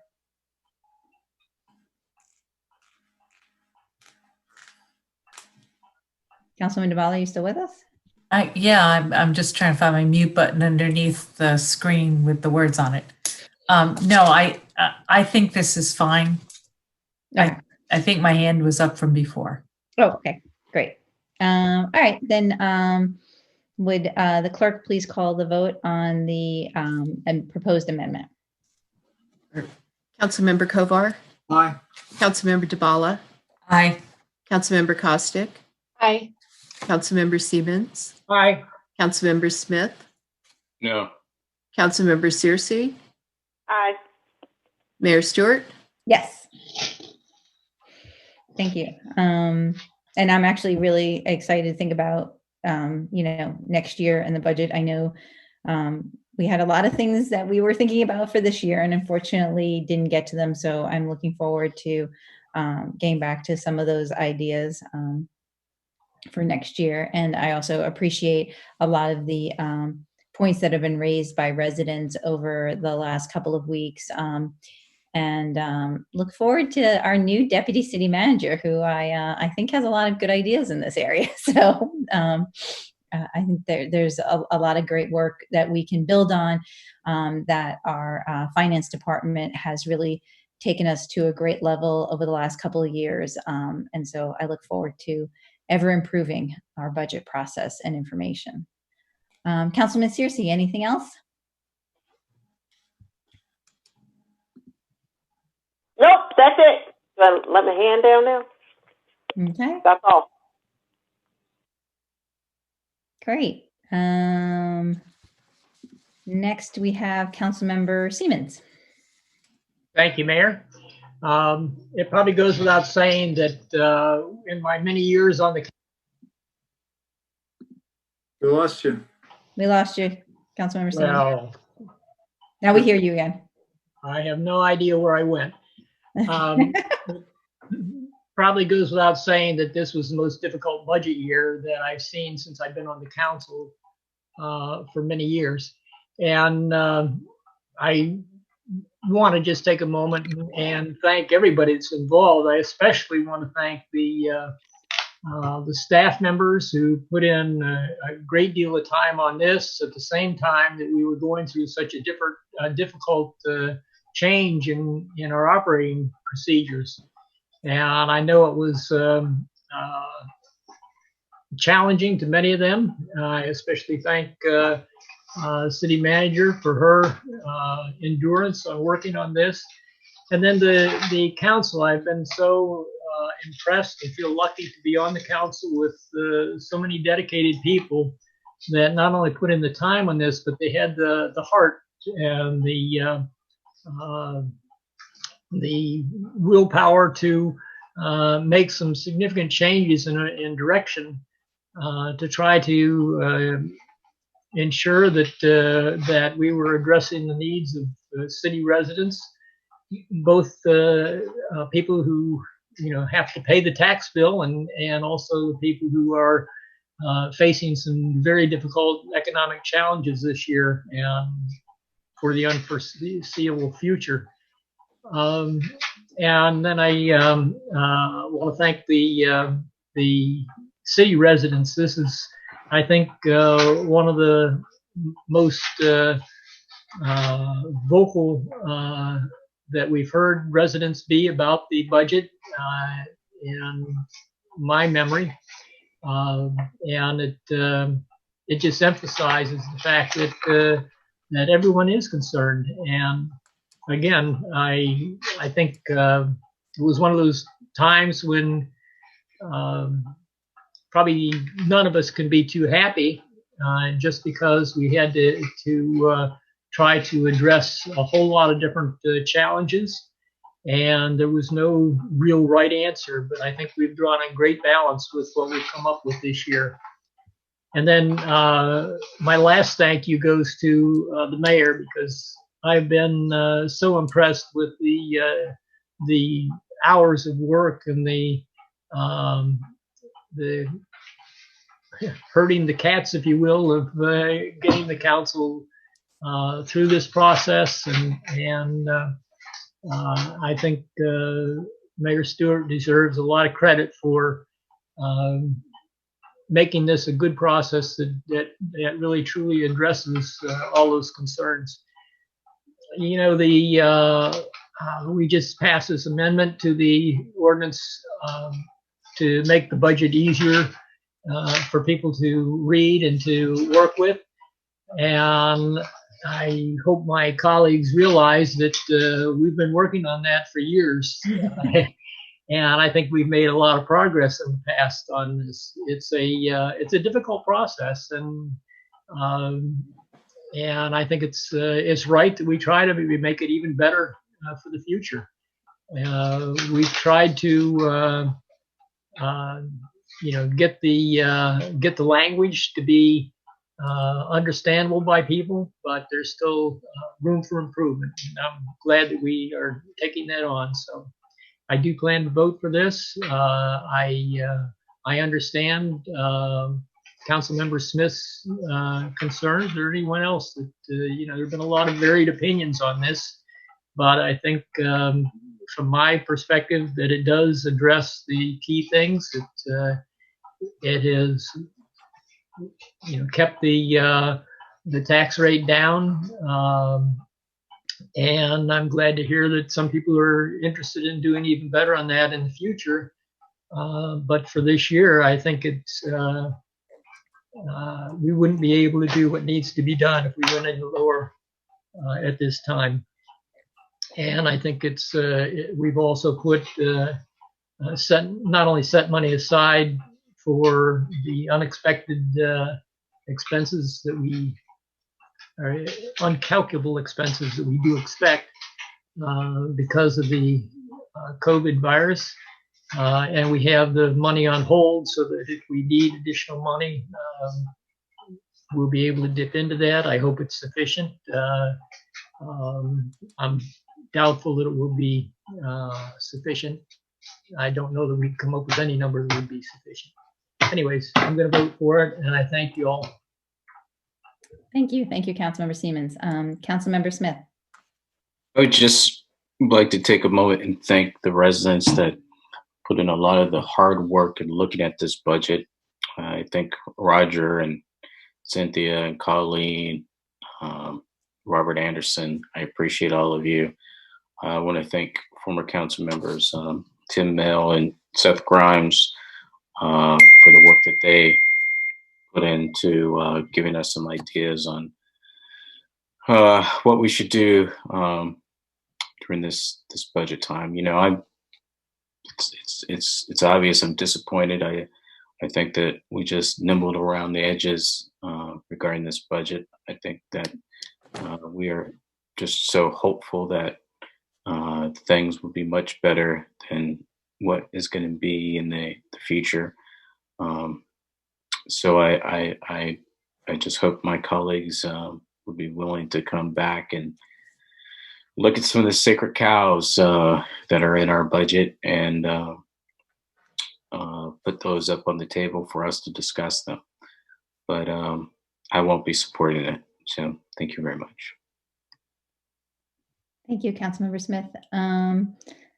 So just to a couple of remarks. One, when Councilmember Siemens was just talking about our budget process, I do believe, we can always improve and make it better, but it reminded me of when I first took office after a special election. The very next day was a budget work session, and I was called by then Mayor Bruce Williams to come to the city offices after getting very little sleep the night before. And he handed me 3 large binders, literally 3 large binders, and said, come tonight, you start. It's the budget work session. And that's actually the budget document that we had 5 years ago. And it was a lot to go through. As I say, I do think we can make improvements. I think some of the questions and requests for information this year and input we've gotten has been excellent and will help us inform what we produce next year. But I do want to acknowledge the hard work of our city staff over the last few years to really improve our budget process and the information that is shared with residents. So thank you for all of that.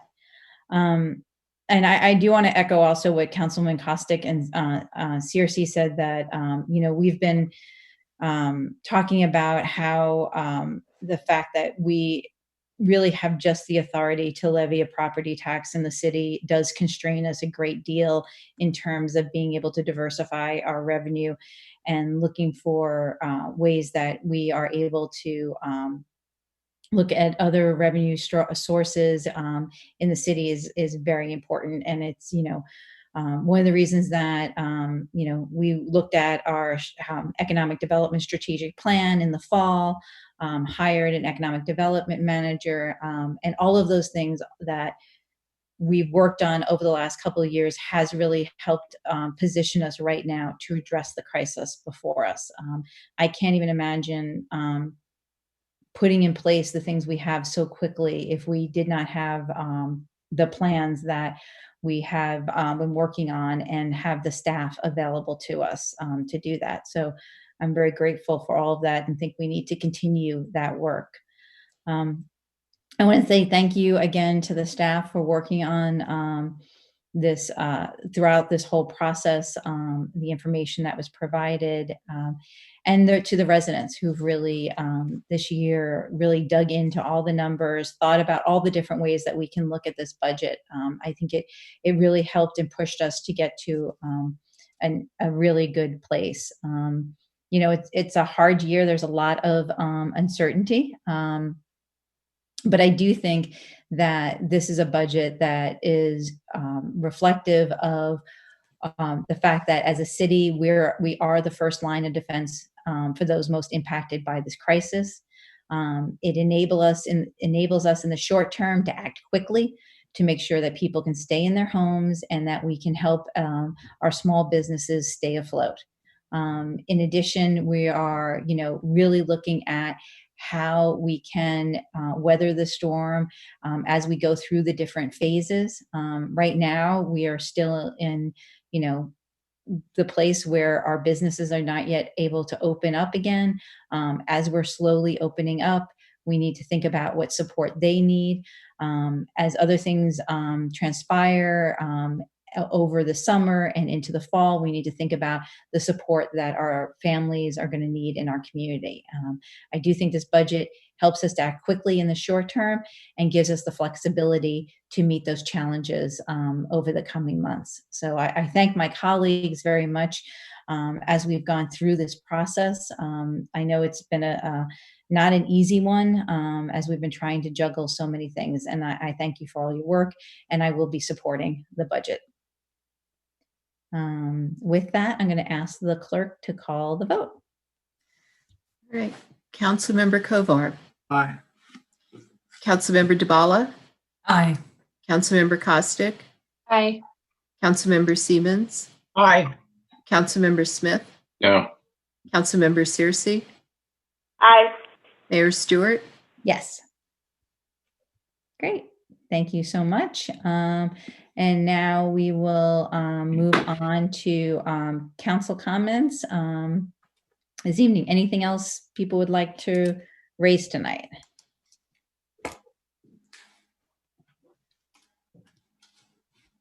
Anything?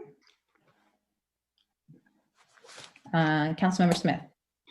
I just want to say that I got a notice from a resident in Essex House that another person has been confirmed with COVID-19. I would ask people to please adhere to the social distancing orders. Please wear a mask when you're outside your apartment and gloves whenever you get the opportunity. If one person has it, that means that there are probably other people that have it. So please, these social distancing recommendations are just not a drill. This is for real. That's it. Thank you. Thank you. Councilman Searcy.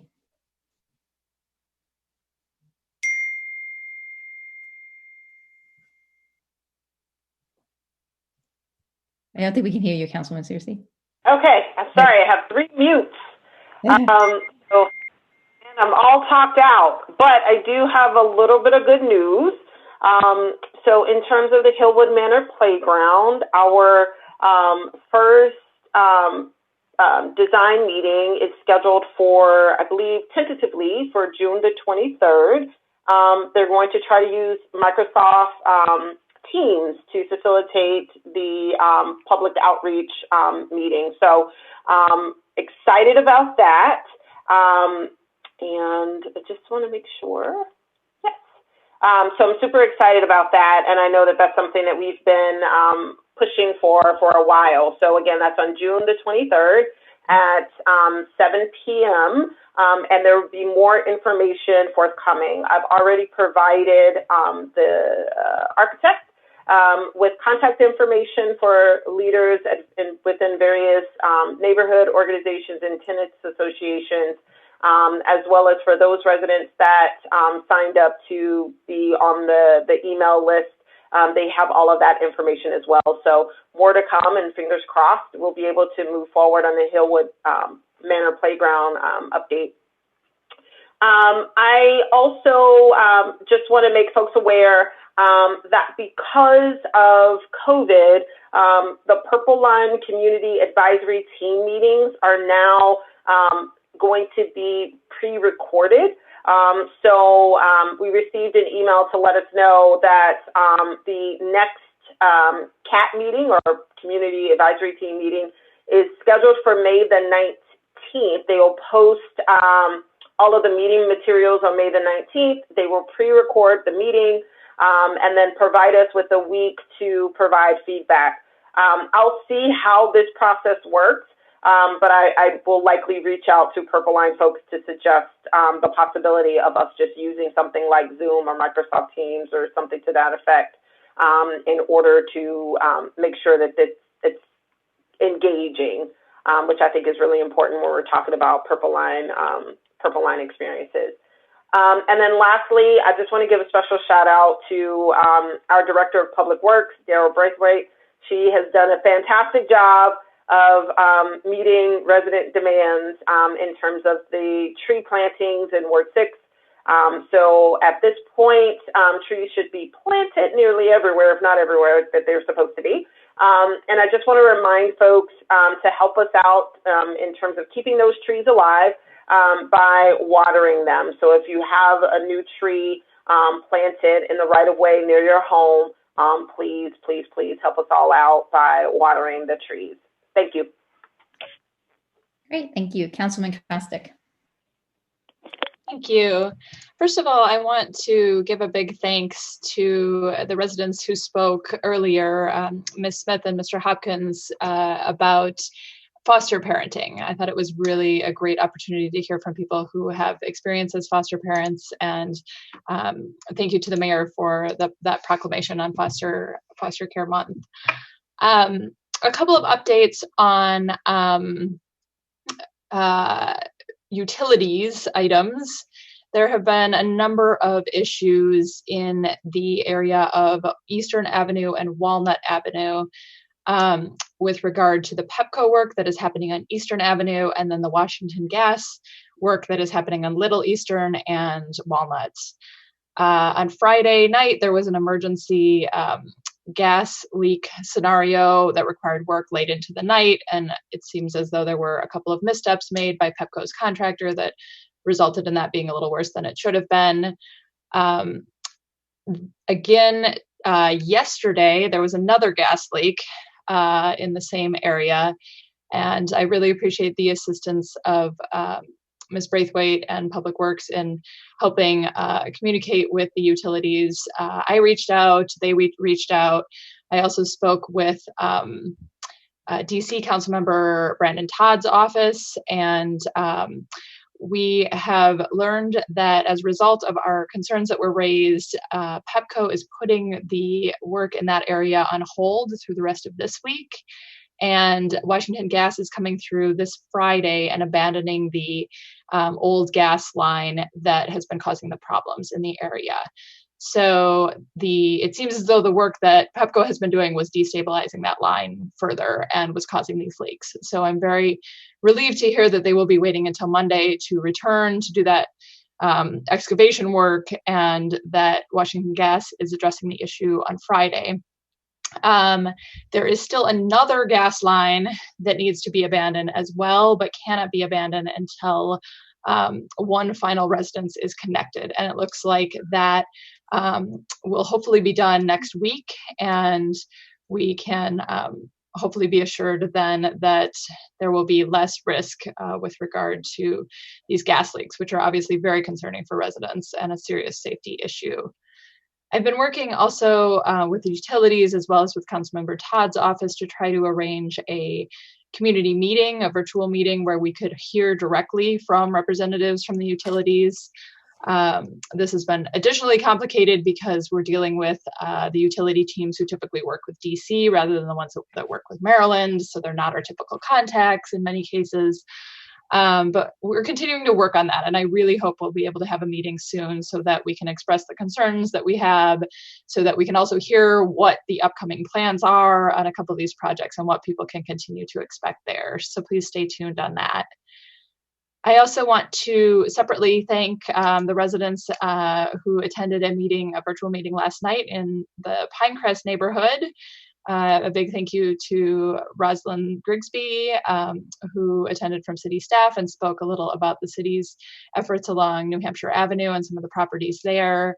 And to Elza Heisel McCoy from the County Planning Department, who spoke about the planning process.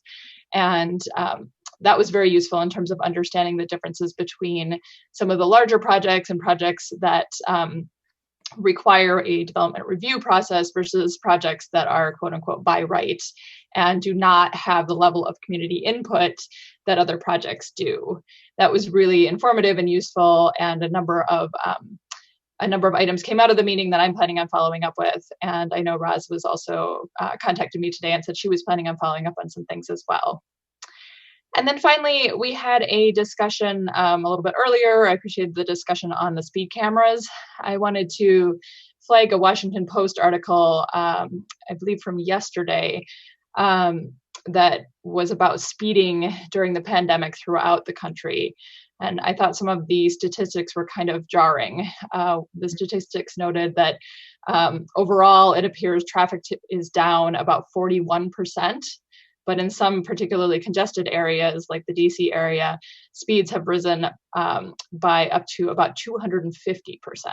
So we're definitely seeing people speeding more based on the lower levels of traffic. And this is a real concern. And I think this, it's great that we have the speed cameras and that's addressing it as much as possible. I hope our police department can be addressing that and keeping an eye out for safety issues. I live in Carroll Avenue, and I've certainly seen, particularly on Carroll Avenue, a lot of just really dangerous driving, people driving around cars they felt were going too slowly, people speeding along. And I just want to remind people to please slow down. Remember, there are lots of people out. There are children home, biking, walking, lots of pedestrians out. So please do be careful. Thank you. Great, thank you. Councilman DeBala. Thank you. Just a couple of things to echo some of what Councilmember Smith said. So I got a Mother's Day present. I got masks from my family, which is great, and I'm going to use them. And again, what protects one of us protects all of us. We can't say it enough.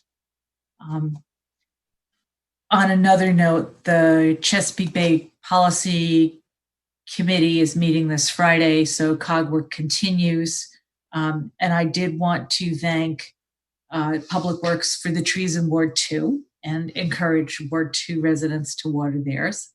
And to thank the Police Department and Public Works for continuing to deal with everyday issues from parking to trash to etc. I really appreciate the dedication, especially given the more pressing concerns that are going on right now. Finally, when we get to traffic calming, I would just like to mention that there are 4, so my colleagues know there are 4 coming up in Ward 2, Lincoln Avenue, the 900 block of Larch, and 2 Prince George's Avenue, which hasn't got a petition yet, and a stretch of Central. So stay tuned for all that. And that's it for me. Thank you. Great. Thank you, Councilman McCover.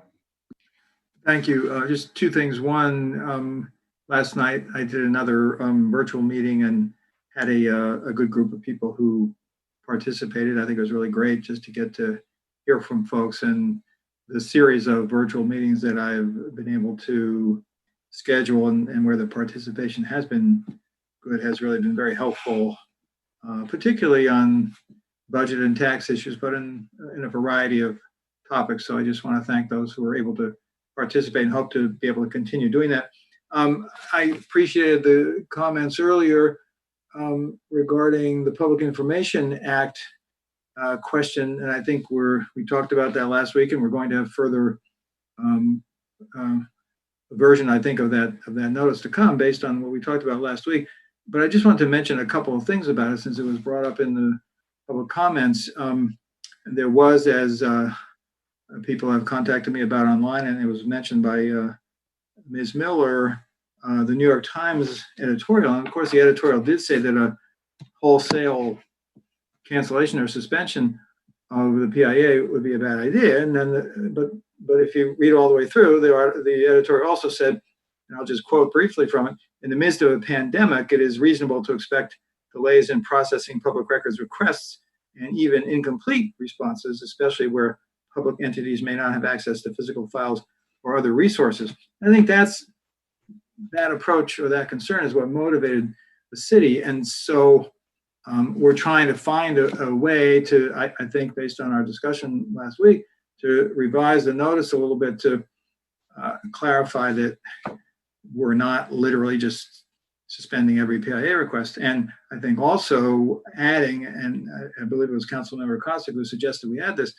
a reporting requirement to come back to the council periodically. And so we'll be aware of any instances in which delays do occur, and we'll have an ability to weigh in on that. So from my perspective, I just want to make the point and assure residents that we're looking for a way to revise the notice that will, I think, be closer to what makes sense in terms of ensuring we have transparency, but also taking into account the restrictions that are just naturally occurring because of the pandemic. And so I hope we'll have more to come on that before too much longer.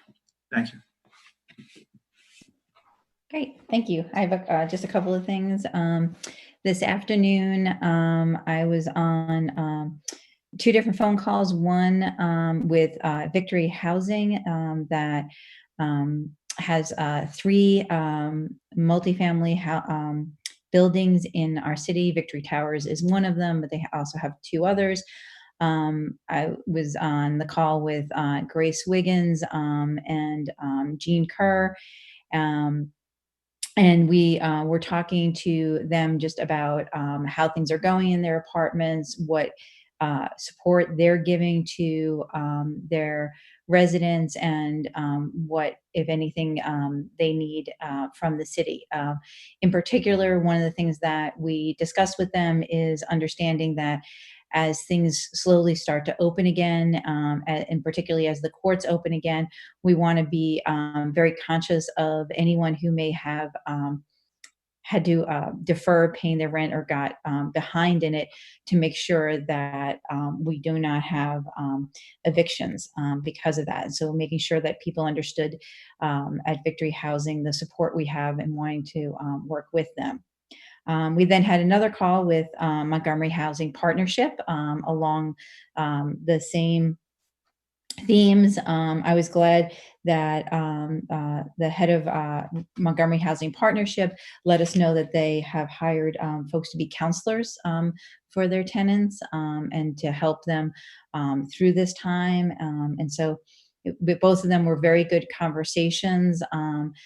There weren't the first conversations we've had. Our staff has worked really day in and day out with the folks at Victory Housing and Montgomery Housing Partnership, but we wanted to take this time to really convene all of our staff who work on housing issues and their staff to really touch base, think about what has been working well, what other things they need, and as we slowly, hopefully, look at things opening up a little bit more, what else they do need. One of the things in particular that came out of both conversations was the fact that, and the city manager will talk about this in a moment, that there will not be rec programs in Montgomery County or in the city of Takoma Park, similar to rec programs that we've had in past summers. And so thinking about ways that we can engage and have young people involved in things was some of the things that we talked about today.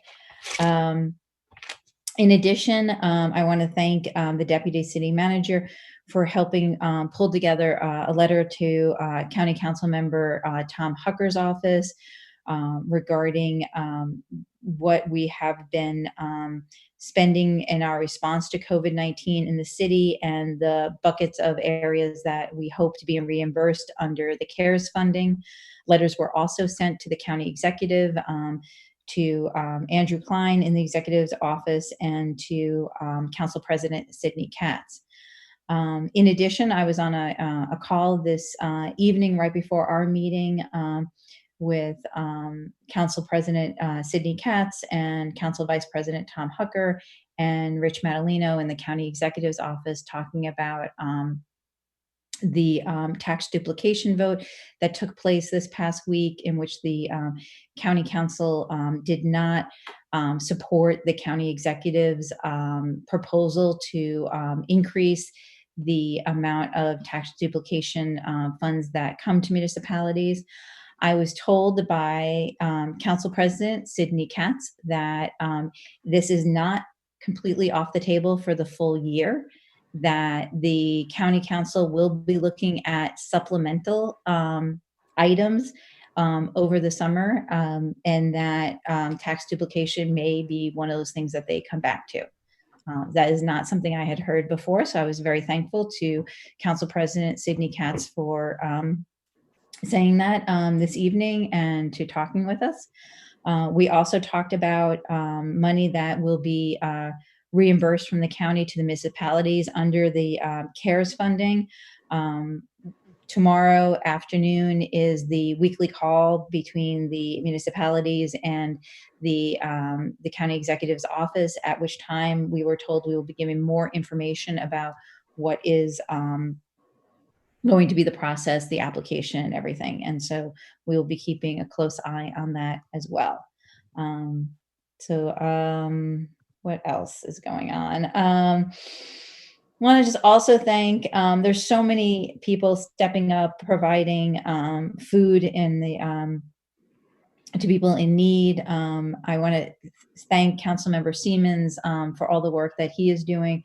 Myself and my children were able to join some other volunteers at the Franklin Apartments to deliver food this past Monday, and I really want to thank Councilmember Siemens and everything he's doing, and Adventist Services, as well as the residents who are working with Mr. Gehring through the Takoma Park Middle School and the Piney Branch PTA for the food they're delivering, and Small Things Matters, and what they're doing in our community.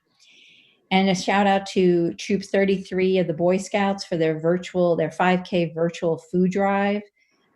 They collected over 5,000 items, helped over 123 families, and received over $500 in cash donations. So I just want to say thank you to all of them for the work that they're doing in our community. As we know that food insecurity is a real issue and a need we need to work with partners on in our community to meet. So I think that is it. Councilmember Kovar, did you have something else? Nope. Okay. It's all with hand. All right. That is it for me for now. I'm going to turn it over to the city manager. Thanks very much. Following up on the statement that you made, unfortunately, today I'm kind of making public what we've been knowing for some time, which is that we are not going to be able to go on with having summer camps for the summer in the traditional on-site way. We have a wonderful rec department that's looking at some virtual ways of providing programming, but consistent with Montgomery County and Prince George's County and others in this area, we are not able to have on-site camps. So the parents, families will be contacted about that. We are planning for reopening our facilities and to do our service delivery in new and different ways. We'll be having a lot of discussions with our staff. One of the things we've been working on budgets, so we haven't been working on that as much as we will.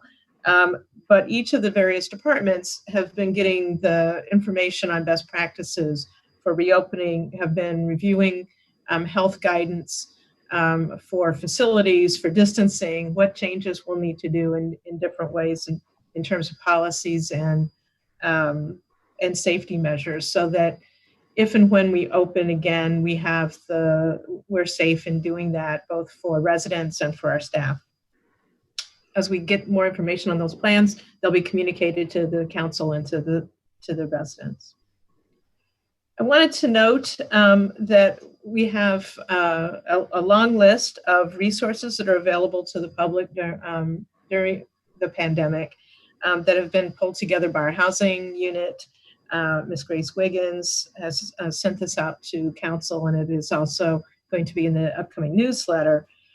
It is a taste of the large compendium of partners that our staff is working with on providing services, and the input that they get from a variety of different faith and community organizations and service organizations across the region.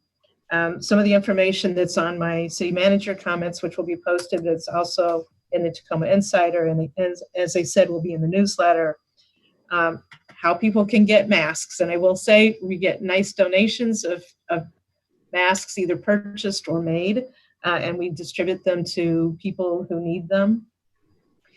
Information on eviction prevention and past due utility bills, foreclosure assistance, return of security deposit issues, garnishment of stimulus check issues, help in receiving stimulus checks, unemployment insurance claim issues, IRS disputes and payment agreements, immigration issues, travel restrictions, public charge rule questions, medical insurance for uninsured. This is a huge issue in Takoma Park, and it's particularly difficult for folks who then not having insurance, they don't get tested, they don't get the treatment that they need, and it puts all of us in danger, and it doesn't get those people the help that they need. We've been working with quite a few people to make the connection so that they can get health insurance. Bankruptcy assistance, Chapter 7, auto fraud and repossession abuse, how to get jobs, and job coaching. All of these things are representative of the kind of wide group of partnerships that particularly our housing and economic development managers have going for them as we respond to COVID-19 needs. Our business partnerships are remarkable, and I want to just note that it's something that, whether it's a different kind of language or a different kind of problem area, we have really strong partnerships to use to reach out to people. And I'm so pleased that we have those, and it really broadens our reach, both to get help out and to learn more information about what needs there are. So some of this you can see in the information, but it's information that I hope we share with people throughout the city so that they can get the help that they need. A final note that I just want to... Susie, before you go on this, you said it'll be in the June newsletter. Is it also possible to post it more prominently on the city website? Maybe. Yes, it's already getting posted, right? Fabulous. Yeah. Thank you so much. Sure. It's a great list, and thank you to the Housing and Community Development staff for putting it together. The other thing I just want to mention, a thing that made me happy today, was to drive down Flower Avenue and see a kid learning how to roller skate on the new sidewalk. Yes, it's so nice to see decent sidewalks on Flower Avenue where they've not had them forever. So that's all my comments for this evening. Thank you. Great. Thank you so much for that. All right, so now to our work session this evening, as we had our public hearing regarding the traffic calming on Wildwood Drive on the 7300 and the 7600 block. We have a work session today to consider the petition for the speed humps. As noted in our agenda packet, the cost per speed hump is $1,500, and to install for both projects, I believe this is supposed to be $3,000 and not $300, unless we get a really good bargain for doing two. I just noticed that as I was looking at it. Yeah, $3,000. So I think we mean the cost will be $3,000. Yes, I'm sorry, it is $3,000. Oh no, I'm sorry. That's so the cost per speed hump is $1,500. The cost to install signs for both projects is approximately $300. Is that what you're referring to, Madam Mayor?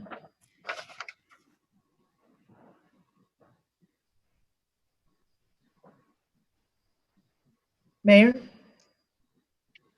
think we lost her again. Terry, you got to step up. Yes, but in any event, That's what Jerry's referring to. right. So the cost is $1,500 per speed hump, and then signs for $300. All right.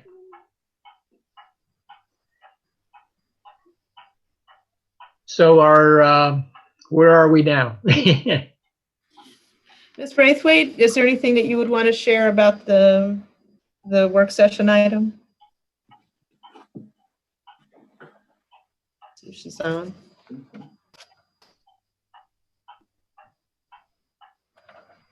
Well, I guess Searcy? no one May? wants to speed these traffic restrictions, I guess, or the I mean, I could speak. If Councilmember Searcy. Yes. You know, Why not? I love an opportunity to run my mouth. So you've heard for a couple of weeks now residents who've come in and talked about the importance of these two speed bumps. One thing that I do want to stress, and I know that we've asked this question in the past about the level of traffic and things of that effect.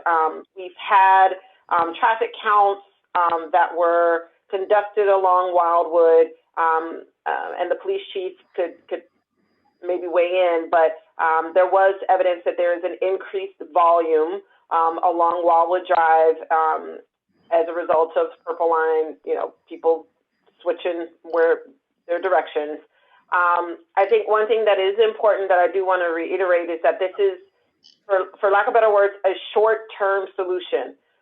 It doesn't currently reduce volume at all on Wildwood Drive. What it does is helps us with slowing people down. And you've heard from residents, we've had a number of cars that have been totaled from people speeding along Wildwood. And we've also have a number of a lot of children that get on bus at the various bus stops on the street. So I do want to encourage my colleagues to support these traffic calming measures and the signage and the stripping and the striping, and I think that will at least serve as a short-term solution to slow people down on Wildwood.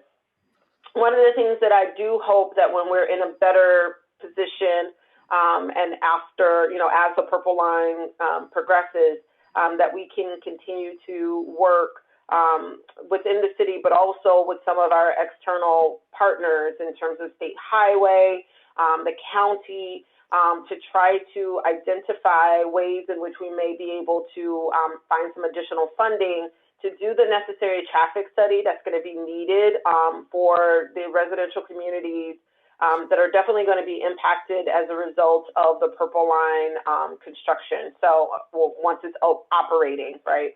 And so traffic flows may change. University Boulevard will lose lanes as a result of the Purple Line. So that could be a good thing. People get out of their cars. It could also be a bad thing that people start to use a number of residential streets more. So again, I just want to support and encourage my colleagues to support moving forward on these two speed bumps. Thank you. Thank you, Councilmember Searcy. And Councilmember Smith, I see your hands up.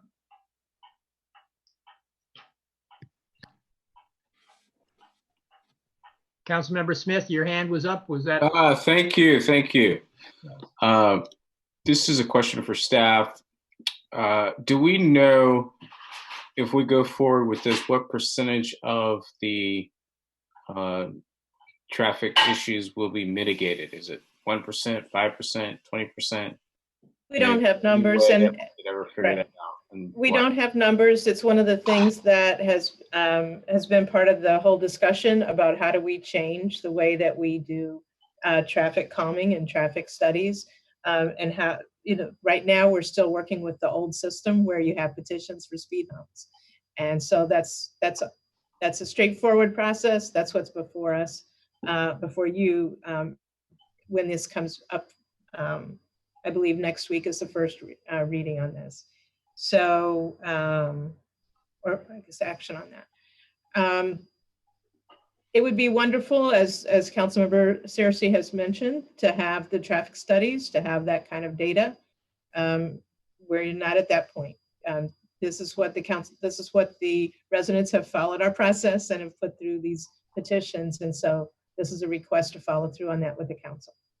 So other communities, there isn't another process that can be used other than traffic studies to figure out. So we have the Complete Safe Streets Committee, which is looking at recommendations related to this. Thank you. Mayor, are you back in touch I with us? am, but I was enjoying you on the meeting. I didn't get a break.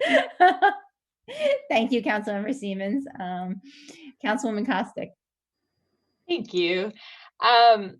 I support this request. I think it makes sense to address these issues. I know Councilmember Searcy and residents have been talking about this for a long time, and it's obvious that there have been negative impacts from the Purple Line construction on the safety and security in the neighborhood in terms of cars zooming through and children's safety, pedestrian safety, all of those things. I think Councilmember Smith raised some really important points here, and you know, I know we aren't exactly in a place yet to be able to have a new process, but I do really appreciate the work that the Complete Safe Streets Committee has done to date, and I believe they were meeting again this month to discuss some things further.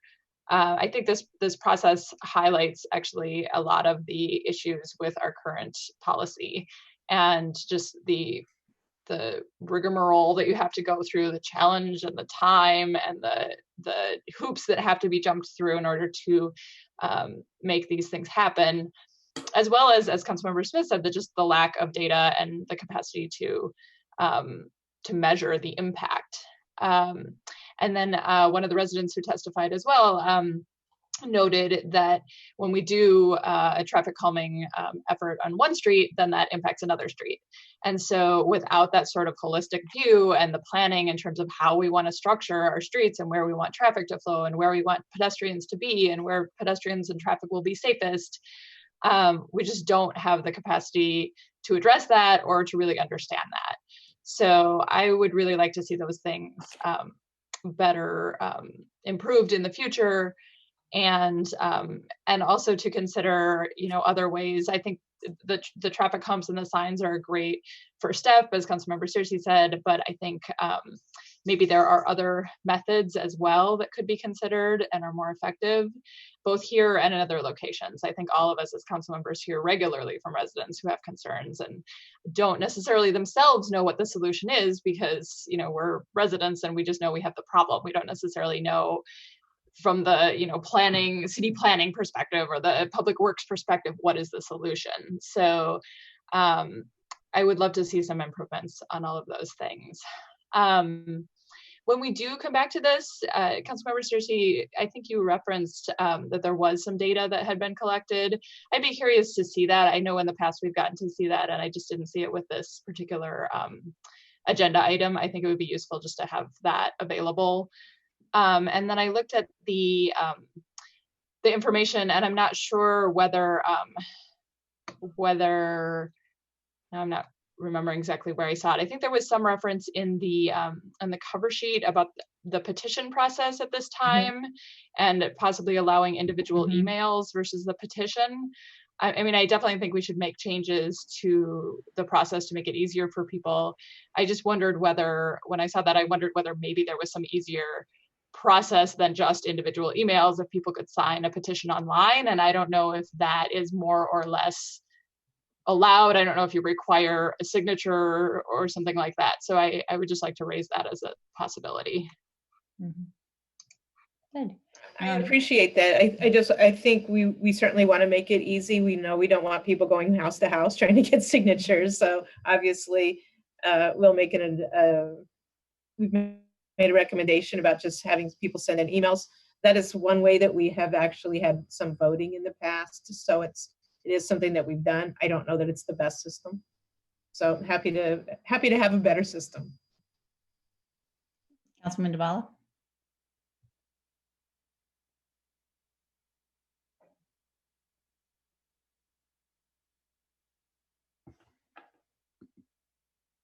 We're not hearing you, Councilman Nabala. Yeah, I didn't have that problem. Okay, take it from the top. I support this. I agree. I'm not sure if it's going to fix the problem. And I also agree that we need to come up with a better system in the long run for evaluating traffic calming. That said, I think in the short run, the idea of either online petitioning or emails to Public Works would be a good short-term substitute. And I think what do we need to do we have to adopt one of those, or do we just have staff just tell us which is going to work better?